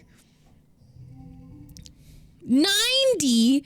Oh, go fuck yourself. I'm not gonna get this. 21. I needed 30 each. 4...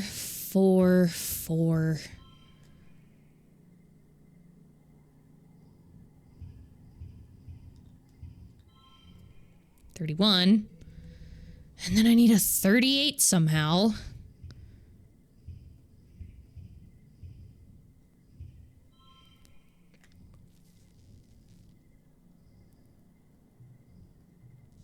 Wait a minute.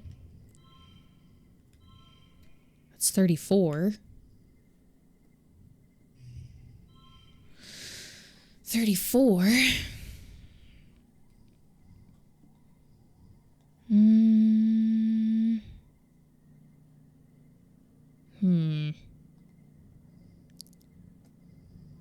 There we go. 40! I actually did it. Are you kidding me? That's bullshit. There's no way. You get popular. Whoa, trivia. That's so cute. That is so cute. You get most of the questions right. All that studying and watching all of it's definitely paid off. Nomi shrugs off their loss. Tang tries to, but you can tell she's actually kind of ticked off she didn't win.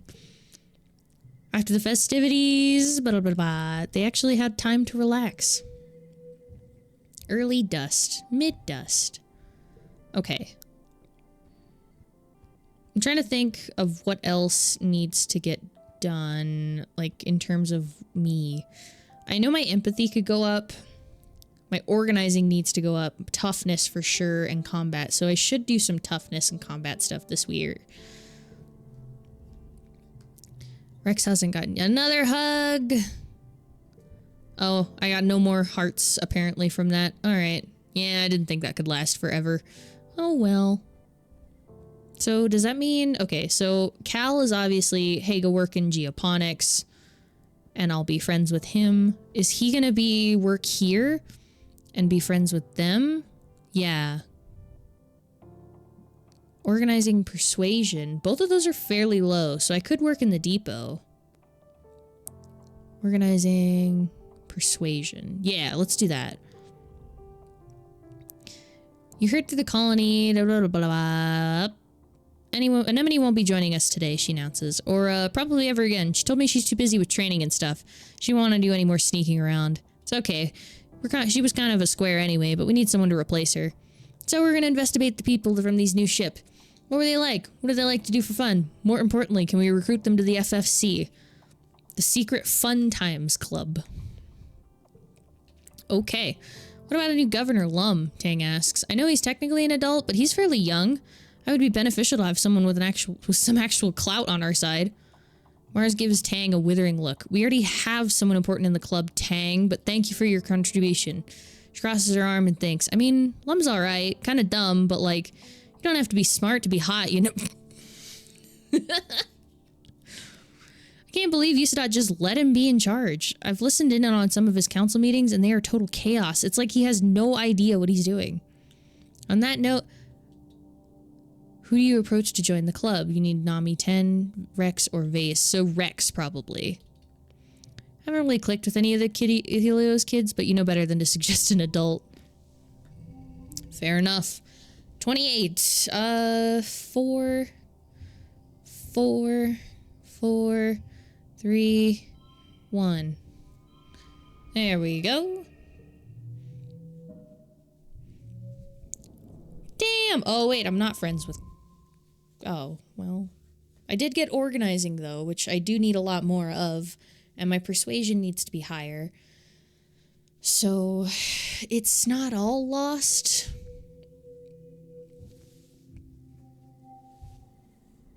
It's not all lost, I guess. Oh, hi. You know, Solana, you're alright, Mars says as you approach. You blink at her, trying to figure out what she means. You're not right, what?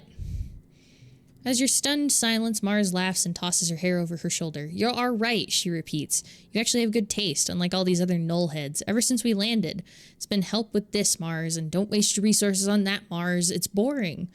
At least you understand the importance of sophistication. You shoot a breeze with Mars a little longer. After some point, Deese sulks out from the living quarters and has to pass by you both, clearly trying not to draw your attention.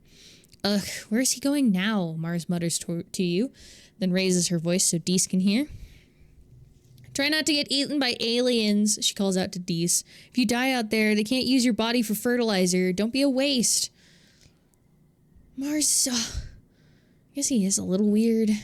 Deese scurries towards the walls, not looking back. -1 kudos.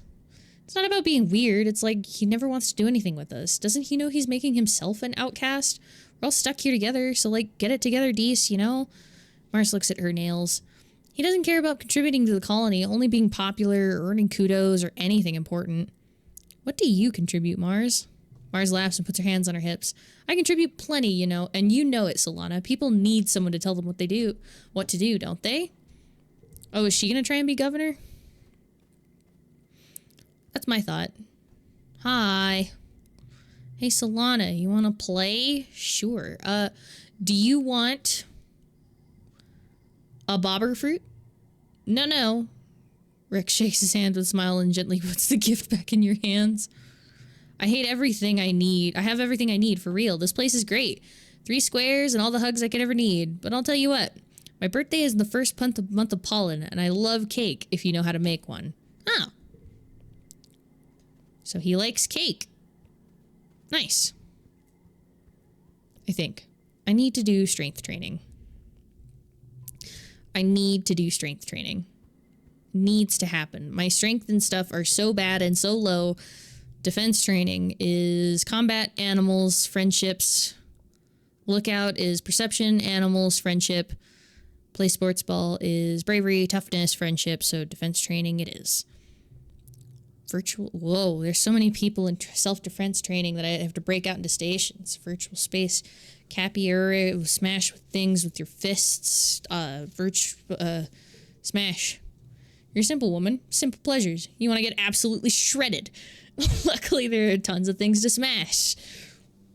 Weapons racks? Whoops, Rhett isn't too pleased with you, but hanging the weapons back up does count as doing reps. Alright then, I guess.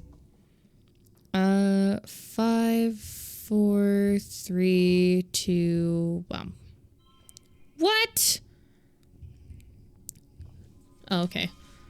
5 kudos if it equals the total. 5 kudos if it equals the total. 4. 2. 29. Shit. 23, 25. Nope. Alright, well, I'm not gonna get it to the total, so we're gonna just go with it. You worked well this month. +1 combat. Yeah, I don't need the kudos, actually. My toughness did not go up a lot. It's still 17. They hang out a lot. I don't expect you to know this, but I'm kind of a big deal. Shut the fuck up. Shut the hell your mouth. Sure, this is my first time playing at side, but among the other recruits, everyone listens to me. So if you want to make a good impression on the others, you should impress me first. He looks you up and down. The operative word being try. Go fuck yourself, man. Go fuck yourself. Here. Have a oh, I don't have a log anymore. Well, go fuck yourself. Go fuck yourself. Defense training. Where's toughness? Toughness. Oh, you know what does actually give you toughness is working in geoponics. So let's go there. Yay! Father! Oh, there's an ad. I didn't realize there was an ad. I'm sorry. 3 toughness. Yeah. 2 toughness and biology. Okay. Excuse me. Working on the farm. Wow, amazing. Oh, wait. As you review the hull of it, I didn't know Dorb Sloths could do that. Dorb Sloths are pretty cute in a bug-like sort of way. Fuzzy dog-like heads, pretty iridescent wings, long, elegant whiskers. They'd be cuter if they weren't flying away with entire stalks of corn. You don't want to run the risk of accidentally poisoning your own crops, and Cal objects to trapping them. The humane solution is to discourage them from stealing your crops. You and Cal work on setting up scarecrows, but after a couple unsuccessful days, you have to admit you just don't know what scares the adorable little moss. What even eats them anyway? Cal's puzzled over the security footage. They fly in from the north, especially around Quiet, he says. Maybe that's where their breeding ground is? If someone goes there, maybe we could figure out what kind of animal they're scared of. If they're plant eaters, something's gotta hunt them for food. If you figure it out, maybe help towards securing the colony food supply. Whoa. 6, 5, 4, 3, 2. That does nothing. So let's do 3, 2, 3, 3, 2. So that's 3 of a kind. That's 4 and 6. Oh. Well, Ah, there we go. 31. Nice. Biology 6 plus toughness. So that's at 19. My biology is almost damn near maxed. It's got 25 more to go. I am a hell of a biology student.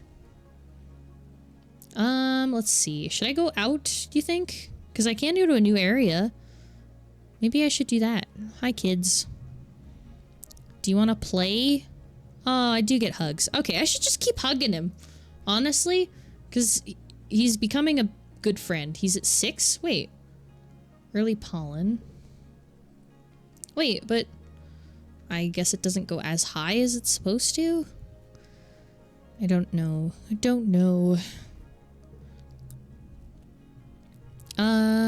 Wait, whoa, what'd she say? Wait. The entire ship... Oh, it's different. Oh. Oh. Alright, fair enough. I don't know. Oh, I do want to go look at... What was I going to go look at? Oh, wait a minute. Toughness. I think... Yeah, delivering supplies gives you toughness. No, it doesn't. But it's friendship with Mars. Notice board. Colony, 60%. 40%. The colonist wishes a warm welcome. The gates will be closed during... Yeah. So, deliver supplies. Yeah. It's fun going to yell important delivery coming through and people get actually get out of the way. Oh, nice. 6, 6, 6, 4, 4. Fair enough. Yeah, that was a good hand. 5 kudos, 10 stress. So I could probably buy something. Mid-wet. Oh, it's late wet now. Visit the supply depot. Cake. Buy. Yes. Okay. +5 biology, +1 bonus to straights. There's nothing really good out here. 20 persuasion, +2. Yeah, no, like... The cake, obviously. Wait! It's late wet. When is your birthday? Early wet. Fuck! Fuck! Oh well. I tried. I missed it. I missed her birthday. I guess giving a cake on their birthday is actually, like, really good. Huh? Mars grabs your arm and hauls you somewhere a little more quiet. OMG, she says. So I was making out with one of the Helio kids. Don't make that face, Alana. It's no big deal. And she...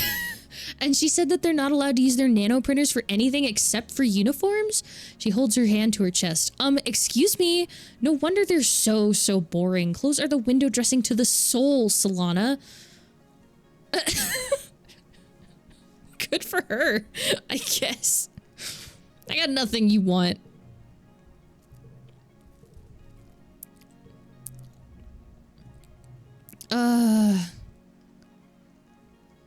Oh my god. Yeah, man.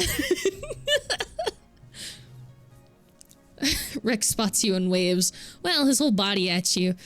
Thrumming with excitement. Solana, he exclaims. It's another beautiful day on the beautiful planet. Wow, what a time to be alive. He looks at you, the ruins of the colony, and lets out a little laugh. So what if it's a bit of a fixer-upper? That's alright, it's good with my hands. I'm good with my hands, he says. Rex meets you with a hug. Well, do you want to... Did I already give you something? No, I haven't.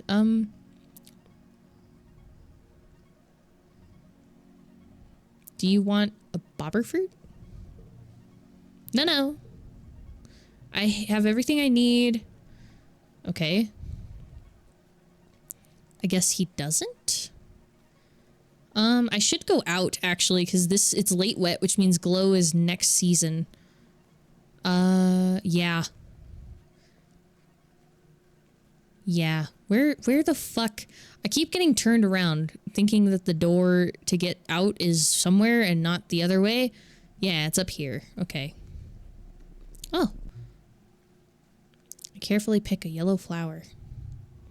Maybe we deserved it, Dee smutters. The new ship didn't save us, just delayed the inevitable. When their food and weapons went out, we'll be back where we started. Didn't they learn anything? Okay, man. Yeah, man. This kid. There you go, man. Ah! Wait! He plucks the roots for a bit, then his shoulders slump. Did you give these to me because it's my birthday? He asks. I actually hate it when people make a big deal about my birthday. It's, look, maybe you should just go do something nice for Tang. She actually likes the attention. That's right, because they're twins. So late wet. Their birthday is late wet, which is right now, which means that this bitch is getting a flower. Or the cake. I don't know. She's probably not going to want the cake, but she will want the flower. Bitch! Take this flower! It seems you remembered my birthday. How thoughtful of you. Tang says, accepting the flower with a dubious look. I'll set this flower aside to analyze later. I hope you find it useful. Well... how come everybody's birthday is in late wet? Or wet? Excuse me. You and Anemone watched a unit of Helio soldiers I can't speak English. A unit of Helio soldiers jog by with Vase in the lead. Did you see that guy? She says when they're out of earshot. He's kind of hot, right? What the fuck, man? What are you on about? What the hell is happening? This is how I felt when I was in puberty. Everyone was like, oh my god, he's so hot. And I'm just over here like, who? What are you talking about? This is an insight to the Ace experience, or at least my Ace experience, is everyone is like, oh my god, he's so hot. And I'm like, who? What are you talking about? Nobody's hot. We're in science class. Let's go to science class, please. I want to go to science, you know? As you do.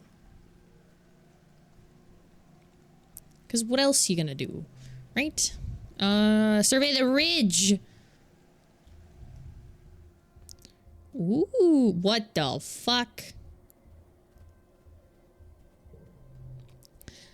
The only way to the rustling ridges is by glider. Part vehicle, part kite, and all adrenaline. You land on a rocky, broken up spine of the nearest ridge and nearly fall over when you look down at the plummeting slope into the place below. You are a long way up. Decent Utopia glide in beside you. Whew, Utopia exclaims. You handled that glider like a champ, Dees. You too, Solana? I can't talk. She peers down over at the slope of the ridge. A lot more exciting than the swamps, right? I want you two to stick together out here. It's dangerous in those ancient convergent domain ruins. Convergent domains? Ruins? You look around, the landscape is nothing like you've ever seen before. Dry, cracked soil gives way to steep cliffs. And little vegetation here is brittle and sharp. You can feel the dry air wick away those moisture in your lips. Why the heck is that? Cute little nose doing on your cute little face. Who's this farting? Oh, Utopia. Glowing thing on the ground. Stone structures. You point it out. Nudge it with her foot. Beats me. You unearth the object. It's pulsing with light and warm to the touch. Hold up. Utopia says. Don't just go picking things up, Solana. It could be radioactive, you know? Utopia waves her hollow palm crystal over it, then checks the interface. Only a little, she concludes. Whatever it is, it looks old, like thousands of years old. We've been digging up glowing gadgets all over this region, but maybe not got no clue what they're for. You hang on to that one. Maybe you'll figure it out. Okay. And what is stone structures in the distance? Well, there are buildings here, traces of them anyway. Maybe 10, 20,000 years old? We sure didn't put them there. Dees lights up at the prospect of doing alien archaeology. We checked them out. Nothing thorough. Nothing, but not thoroughly. Most of us just trying to get a feel for who lived here. And why they ain't here no more. Based on some glyphs, we started calling them the Convergent Domain. Whoever they are, they built things to last, Utopia admires. It ain't just arrowheads and cave paintings. That's real architecture. Machines, even. Wait, what? Wish I had more to tell you. Most everything we found just poses new questions. The structures read more organic than anything, so does that mean their gene tech was more super advanced? As for this place, we think it's just some kind of solar network for them. Looking at it from above, you can see these big vines traveling up and down the ridges like power lines. And there's hardly any plant life elsewhere, like they're soaking up all the energy and made it in the desert. But what they use that energy for, she says. And if there was a civilization so big and so advanced on Vertumno, why can't we find any more traces of it? Where are the cities? What are them thumpers for? And what happened to them all? She's right, that's a lot of questions. Maybe you can help them find some answers. And that crystal stuff all the way down below? They're all over the place. Be careful with them. I'm just not sure if they're animal, vegetable, or mineral.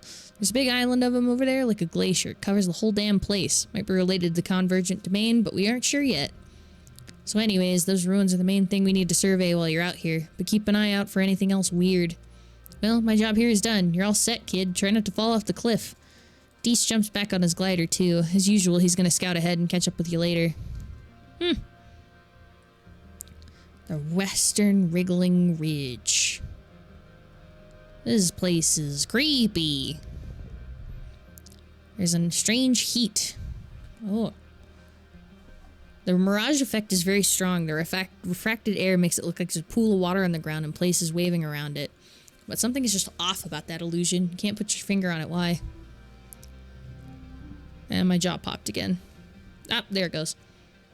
Physical card becomes red. 5, 4, 3.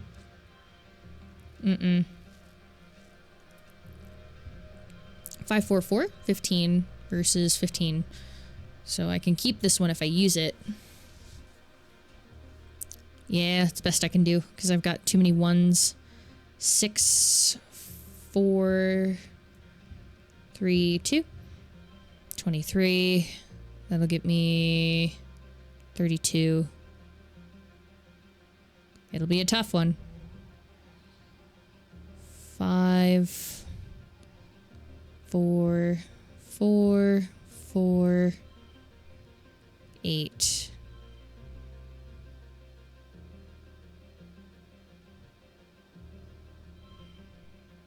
$30.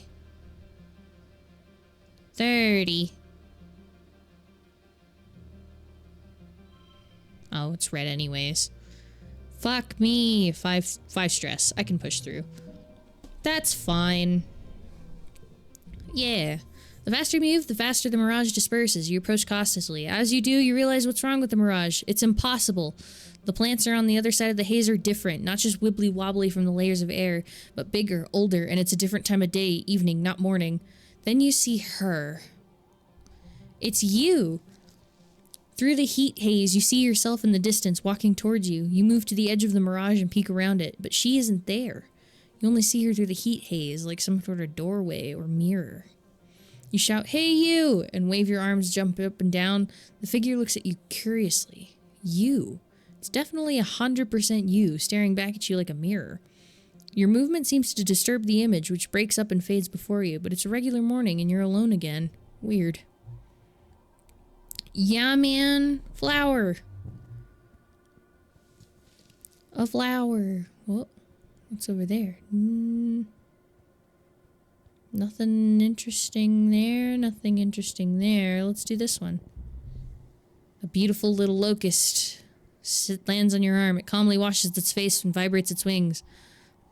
Aw, poor little guy is on his own. 72. 5, 5,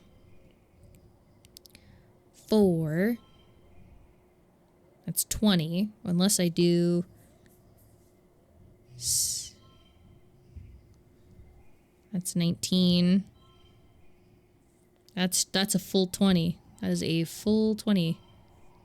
That's 19. That's 18. I'll just use that one. Yeah. 6, 5,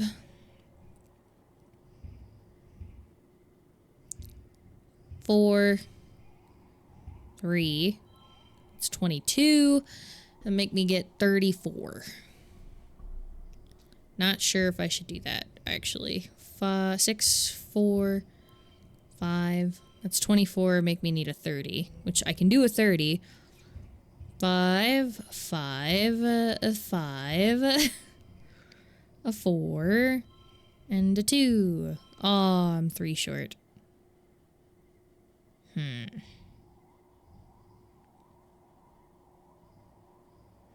Oh, because of the gym.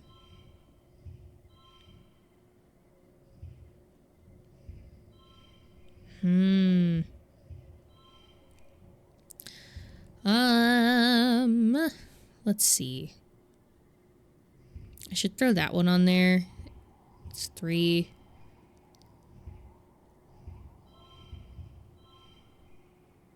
It's 25.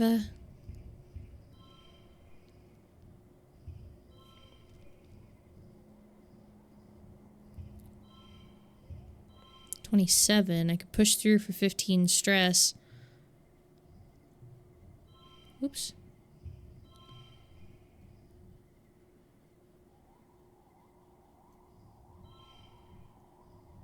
$29. Oh, horrid.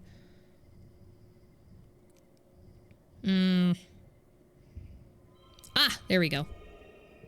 Win. Oh my goodness. -1 kudos. You look up at your hollow palm. It's a mask wing, named because when it's frightened, it opens its wings all the way and flips them forward, making it look like a grimacing manticore. But even scarier is how much they eat. They usually eat leafy plant matter, but they're not above eating fabric, wood, hair, or even skin. They swarm in dust and in hot places like the ridges. You see something out of the corner of your eye and look up for your new friend. Oh, In the distance, you see a haze above the ground. It's locusts. Each one's bigger than your fist. These insectoids can eat their weight in under an hour. There are millions of them out there, and they'll be here soon. Your buddy takes off to join his friends, and you gotta go. You make it to your glider in time, thankfully. You come back to this place later in the week, but foliage had been there is now stripped bare. The only thing standing there are crystals. New perk. Oh! Upgrade pet cards via relaxing in the park. I didn't know that was a thing. I don't know how to do that. Oh, I can't do that. Alright, my adventure stops here, so I go home. Bink, bonk. Bing bong, fuck your life.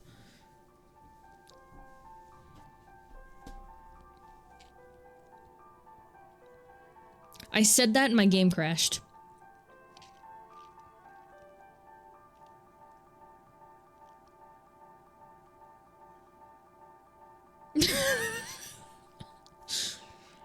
Are you kidding me?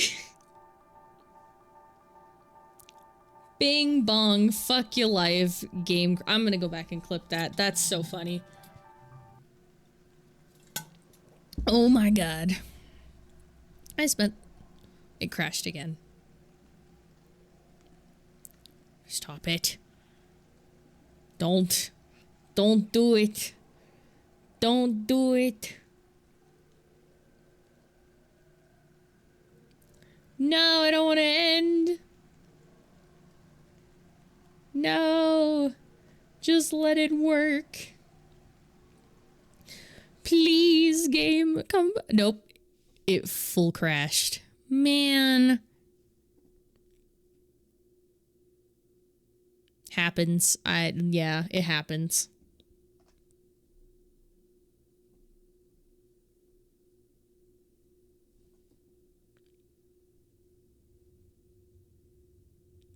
Wake up. What?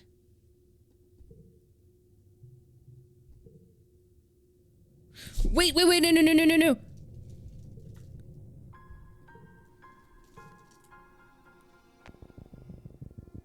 Oh, thank God. Womp. I thought my save progress killed itself and I was going to cry. Well, fuck. You're getting thirsty. Oh no, +10 strays. Search for water. Let's search for water. Two. No. Unchangeable. 4. 5. No. Get out of there. That's 20. 4.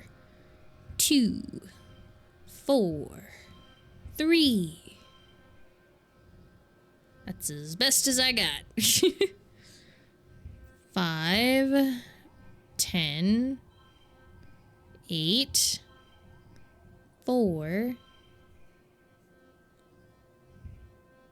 plus 6. It is not going to be the highest number on the thing. There we go. Boo womp. I was going to cry. There's no natural water around, but in search you turn up your lost canteen. New perk. Oh, the collectibles respawn faster. Oh, the perception one. Alright, okay, please don't crash. Please. Please don't. 2 perception, 4 engineering for some reason. Oh dear. I hate glow season. Like, it's so pretty, but oh my god. Do shit go down during glow season. Okay. To the garrison, because we need to rest. You fixed the hair! Nice! Let's go. Hell yes. Des, it's gonna look amazing. I'm telling you this now, and you don't believe me, but you will.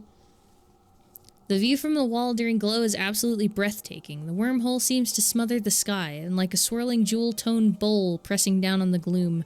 Everything in the wilderness is lit up and seems to breathe in and out on the planet, like one living creature made of stars. It's beautiful. You can almost forget how dangerous it is. Minus 100 stress. Yeah, I need to get rid of my 1 cards. No! You're relaxing in your quarters when with your dad when you hear the colony siren. The enemy is here. Your dad looks up from his novel. Huh, seems early this year. We should head to the shelter in the lounge. You've been drilling on the new evacuation plan procedures for the past month. There's no need to be a hero now that there are so many new soldiers from the Helio. It's probably best to just follow instructions and head to the lounge with your dad, and it looks like we're gonna do it anyway. You muster the courage with the rest of the defense force at the gates. Rhett and Lum are arguing about what tactics to employ. Lum keeps trying to rally the soldiers with a heartening speech about giving it everything they got. All the drones, all the explosive, and Rhett cuts in. We don't need to be taking big risks. We don't need to take any big risks, Rhett insists. It's a smaller attack and we have more than enough plasma rifles and turrets. We should save our other resources for when we do need them. Why do things halfway? Lum exclaims. We need to get in there and kick their asses back to the goo they came from. We need to show the people that we have everything under control for morale. Rhett tries one more time to wrest control of the forces back from Lum, but Lum cuts him off. Fire the explosive rounds, he orders. Arm the charges. Shells scream through the permanent night, followed by explosions you feel vibrate up through the boots. The Helios are unfazed, but you and the other Strato guards exchange nervous looks. You hear yelling, then another boom as the secondary explosives detonate. The bang of bloodthirsty animals reaches your ears, then... Lum holds his fingers to the hear speak. Great work, just stragglers coming. Open the gates! The gates? 47. 47 is supposed to be the easy one. 8, 4... 1, 8, 4, 6, that's 20, and then 28. So 4, 2, 2, nope, 2, 5, 17,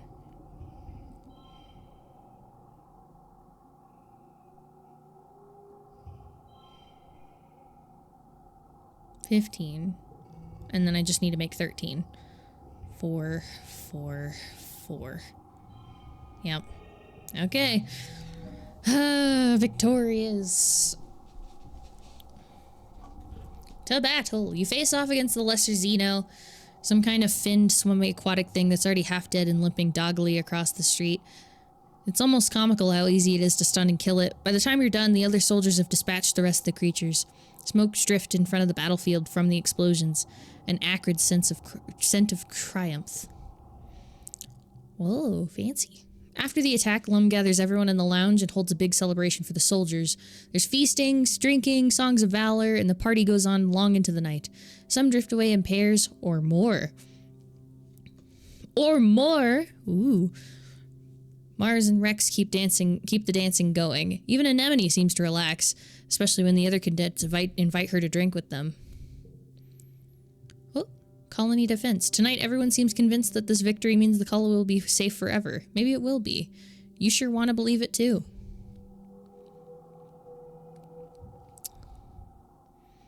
All right. Oh, age 16. So friendship 6, friendship 7, friendship 7D, friendship 68, 29, 11.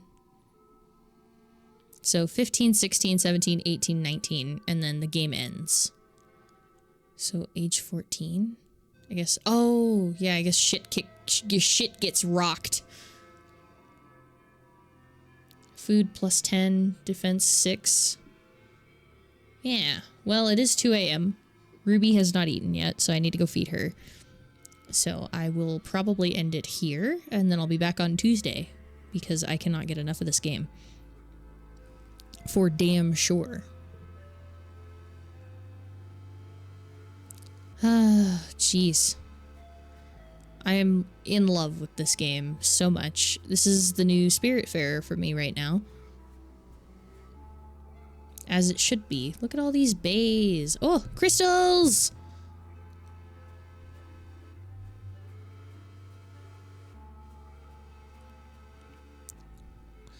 When was somebody's birthday? When was Rex's early pollen? So he's early pollen. Yo. Palmonia's calving. Oh. Weird. Odd. Interesting. Strange device. I feel like Deese would like those. And I said I was gonna stop, but I just want to find out if Deese likes those. Where the fuck is Deese? Oh, there he is. You head out of the colony hoping to find Deese, and you do, as well as Rhett and Utopia, who have teamed up to talk to Deese about something that has him scowling deeply. It was different before the attacks, you hear Utopia say, but you're older now, and when you're on an expedition, you can get into a lot more danger than you were when you were just a little kid going on a walkabout. When you're out there on my team, I'm counting you to do as you're told and be where you say you'd be. She gestures beseechingly. What am I gonna do if something happens to you out there, kid? What if you disappear one day and you're hurt and no one knows where to find you? What if... I'll be fine, Deese cuts her off. I can take care of myself, and if I can't, that's on me. That's not how it works here, Rhett says, his voice stern. You're not just putting yourself in danger here, you're putting the whole colony in danger. I know you're a bit of a loner, son, but you have family here. All of us. We're all your family. We're going to send people out to find you, and what if they get into the same trouble you did, he continues. We're counting on you to follow directions out there, to keep everyone safe, not just yourself. What if I don't want to be found? Deese explodes, waving his arms. What if I want to be left the hell alone? Rhett and Utopia are stunned by Deese's outburst. Rhett opens his mouth to spawn, but Deese talks over him. If I don't come back, just leave me out there, he spits. If this planet wants me dead, maybe I deserve it, huh? Don't you ever think about that? Maybe I deserve to die out there. Maybe we all do. And with that, Deese stomps away. Rhett and Utopia look stunned. Whoa. You follow Deese to the outer walls of the colony, to where he's angrily pulling things out of the drain pipe hiding hole he's long since outgrown. Stupid humans, he grumbles, stuffing what looks like bedroll into his carrying bag. They never think of anything except... Oh. He continues, trailing off when he sees you. What do you want? You okay? It's great, Deese mutters. Just awesome, actually. Yeah, thanks for asking. You watch him pull things from his hideaway and throw them into piles. Screw this colony, he says. I don't ask to be a part of it. I don't need it. I don't need anyone. I'm better off living off in the woods like an animal. At least that's real. Take me with you? He reaches in far and pulls out a busted up looking mechanical device, his old alien communicator. He made it using gears he stole from the command. Jeez, he laughs. Guess I don't need this anymore. Please don't go. Why? He says bluntly. There's nothing for me here, Solana. My mom's dead. I never had a father. My own twin sister hates me and thinks I'm an idiot. I don't have any friends except you. No one cares about me and what I want. Everyone will be here better off without me, and honestly, I'll be better off without them. What? Deese finishes packing up the stuff he's going to keep, which barely amounts to a full backpack. He straps it onto his back and nods at you, determined. Did I ever tell you my full name? He asks, seemingly randomly. No? Dysymphia. He smiles a little at that, just at the corners of his mouth, and he huffs a self-deprecating laugh. Yeah, I probably wouldn't have. It sucks, honestly. It's dysynthmia. Doesn't that mean... Yeah, Deese says. It means being sad. What a joke, right? Who names their kid that? He shakes his head. Auntie Anne always talks about how babies make everyone happier. Was my mom sad before she had me and Tang? Or did having us make her sad? My smile twists. Was it me? Was I the reason? I should have saved this for later. Deese scuffs his boot in the dirt. Whatever, he mumbles. No one's ever cared about me. Basically ever. Since before I was born. My mom didn't love me. The, one person who you think could. Cry your eyes out. No! He's actually leaving! Fuck! Whatever, he repeats. I'm out of here. Thanks for everything, Solana. You're the only good thing about this shithole. I'm gonna miss you. No! You drop to your knees and begin to sob, begging him to stay. Deese hesitates for a moment. When you look up again, he's already moving towards the wilderness. Oh. Why do I keep ruining things? Why did he leave? You're getting ready for bed later that day when you receive a colony-wide announcement through your hollow palm. Reads as follows. Reminder that there are no unauthorized trips outside the walls without prior authorization from Expeditions Command. Anyone caught in violation of this rule will be punished. This includes going for a walk. It is dangerous outside the walls and is only done by trained and armed personnel. Thank you. How about that? You send Deese a message. Question mark. Deese messages back immediately with a picture of a knife. You're guessing he didn't get very far. Okay. He didn't leave. I thought he was going to. This poor kid. Yeah, he pushes himself away a lot, but damn. No one's really making it hard. No one's making it really hard for him to feel like he's wanted there. Or feel like he's unwanted. Man. Poor kid. I feel bad for him. I heard something. A log! A log! Anyway, I should go to bed. It's 2 in the morning. A log! Okay.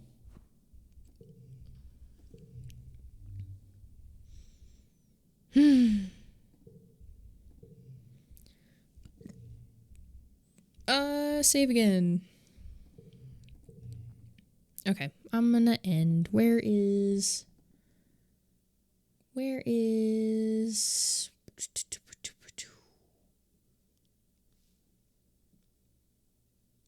I mean, I don't know. Bird is not live. I was thinking I could raid Bird. I think I'll just end instead.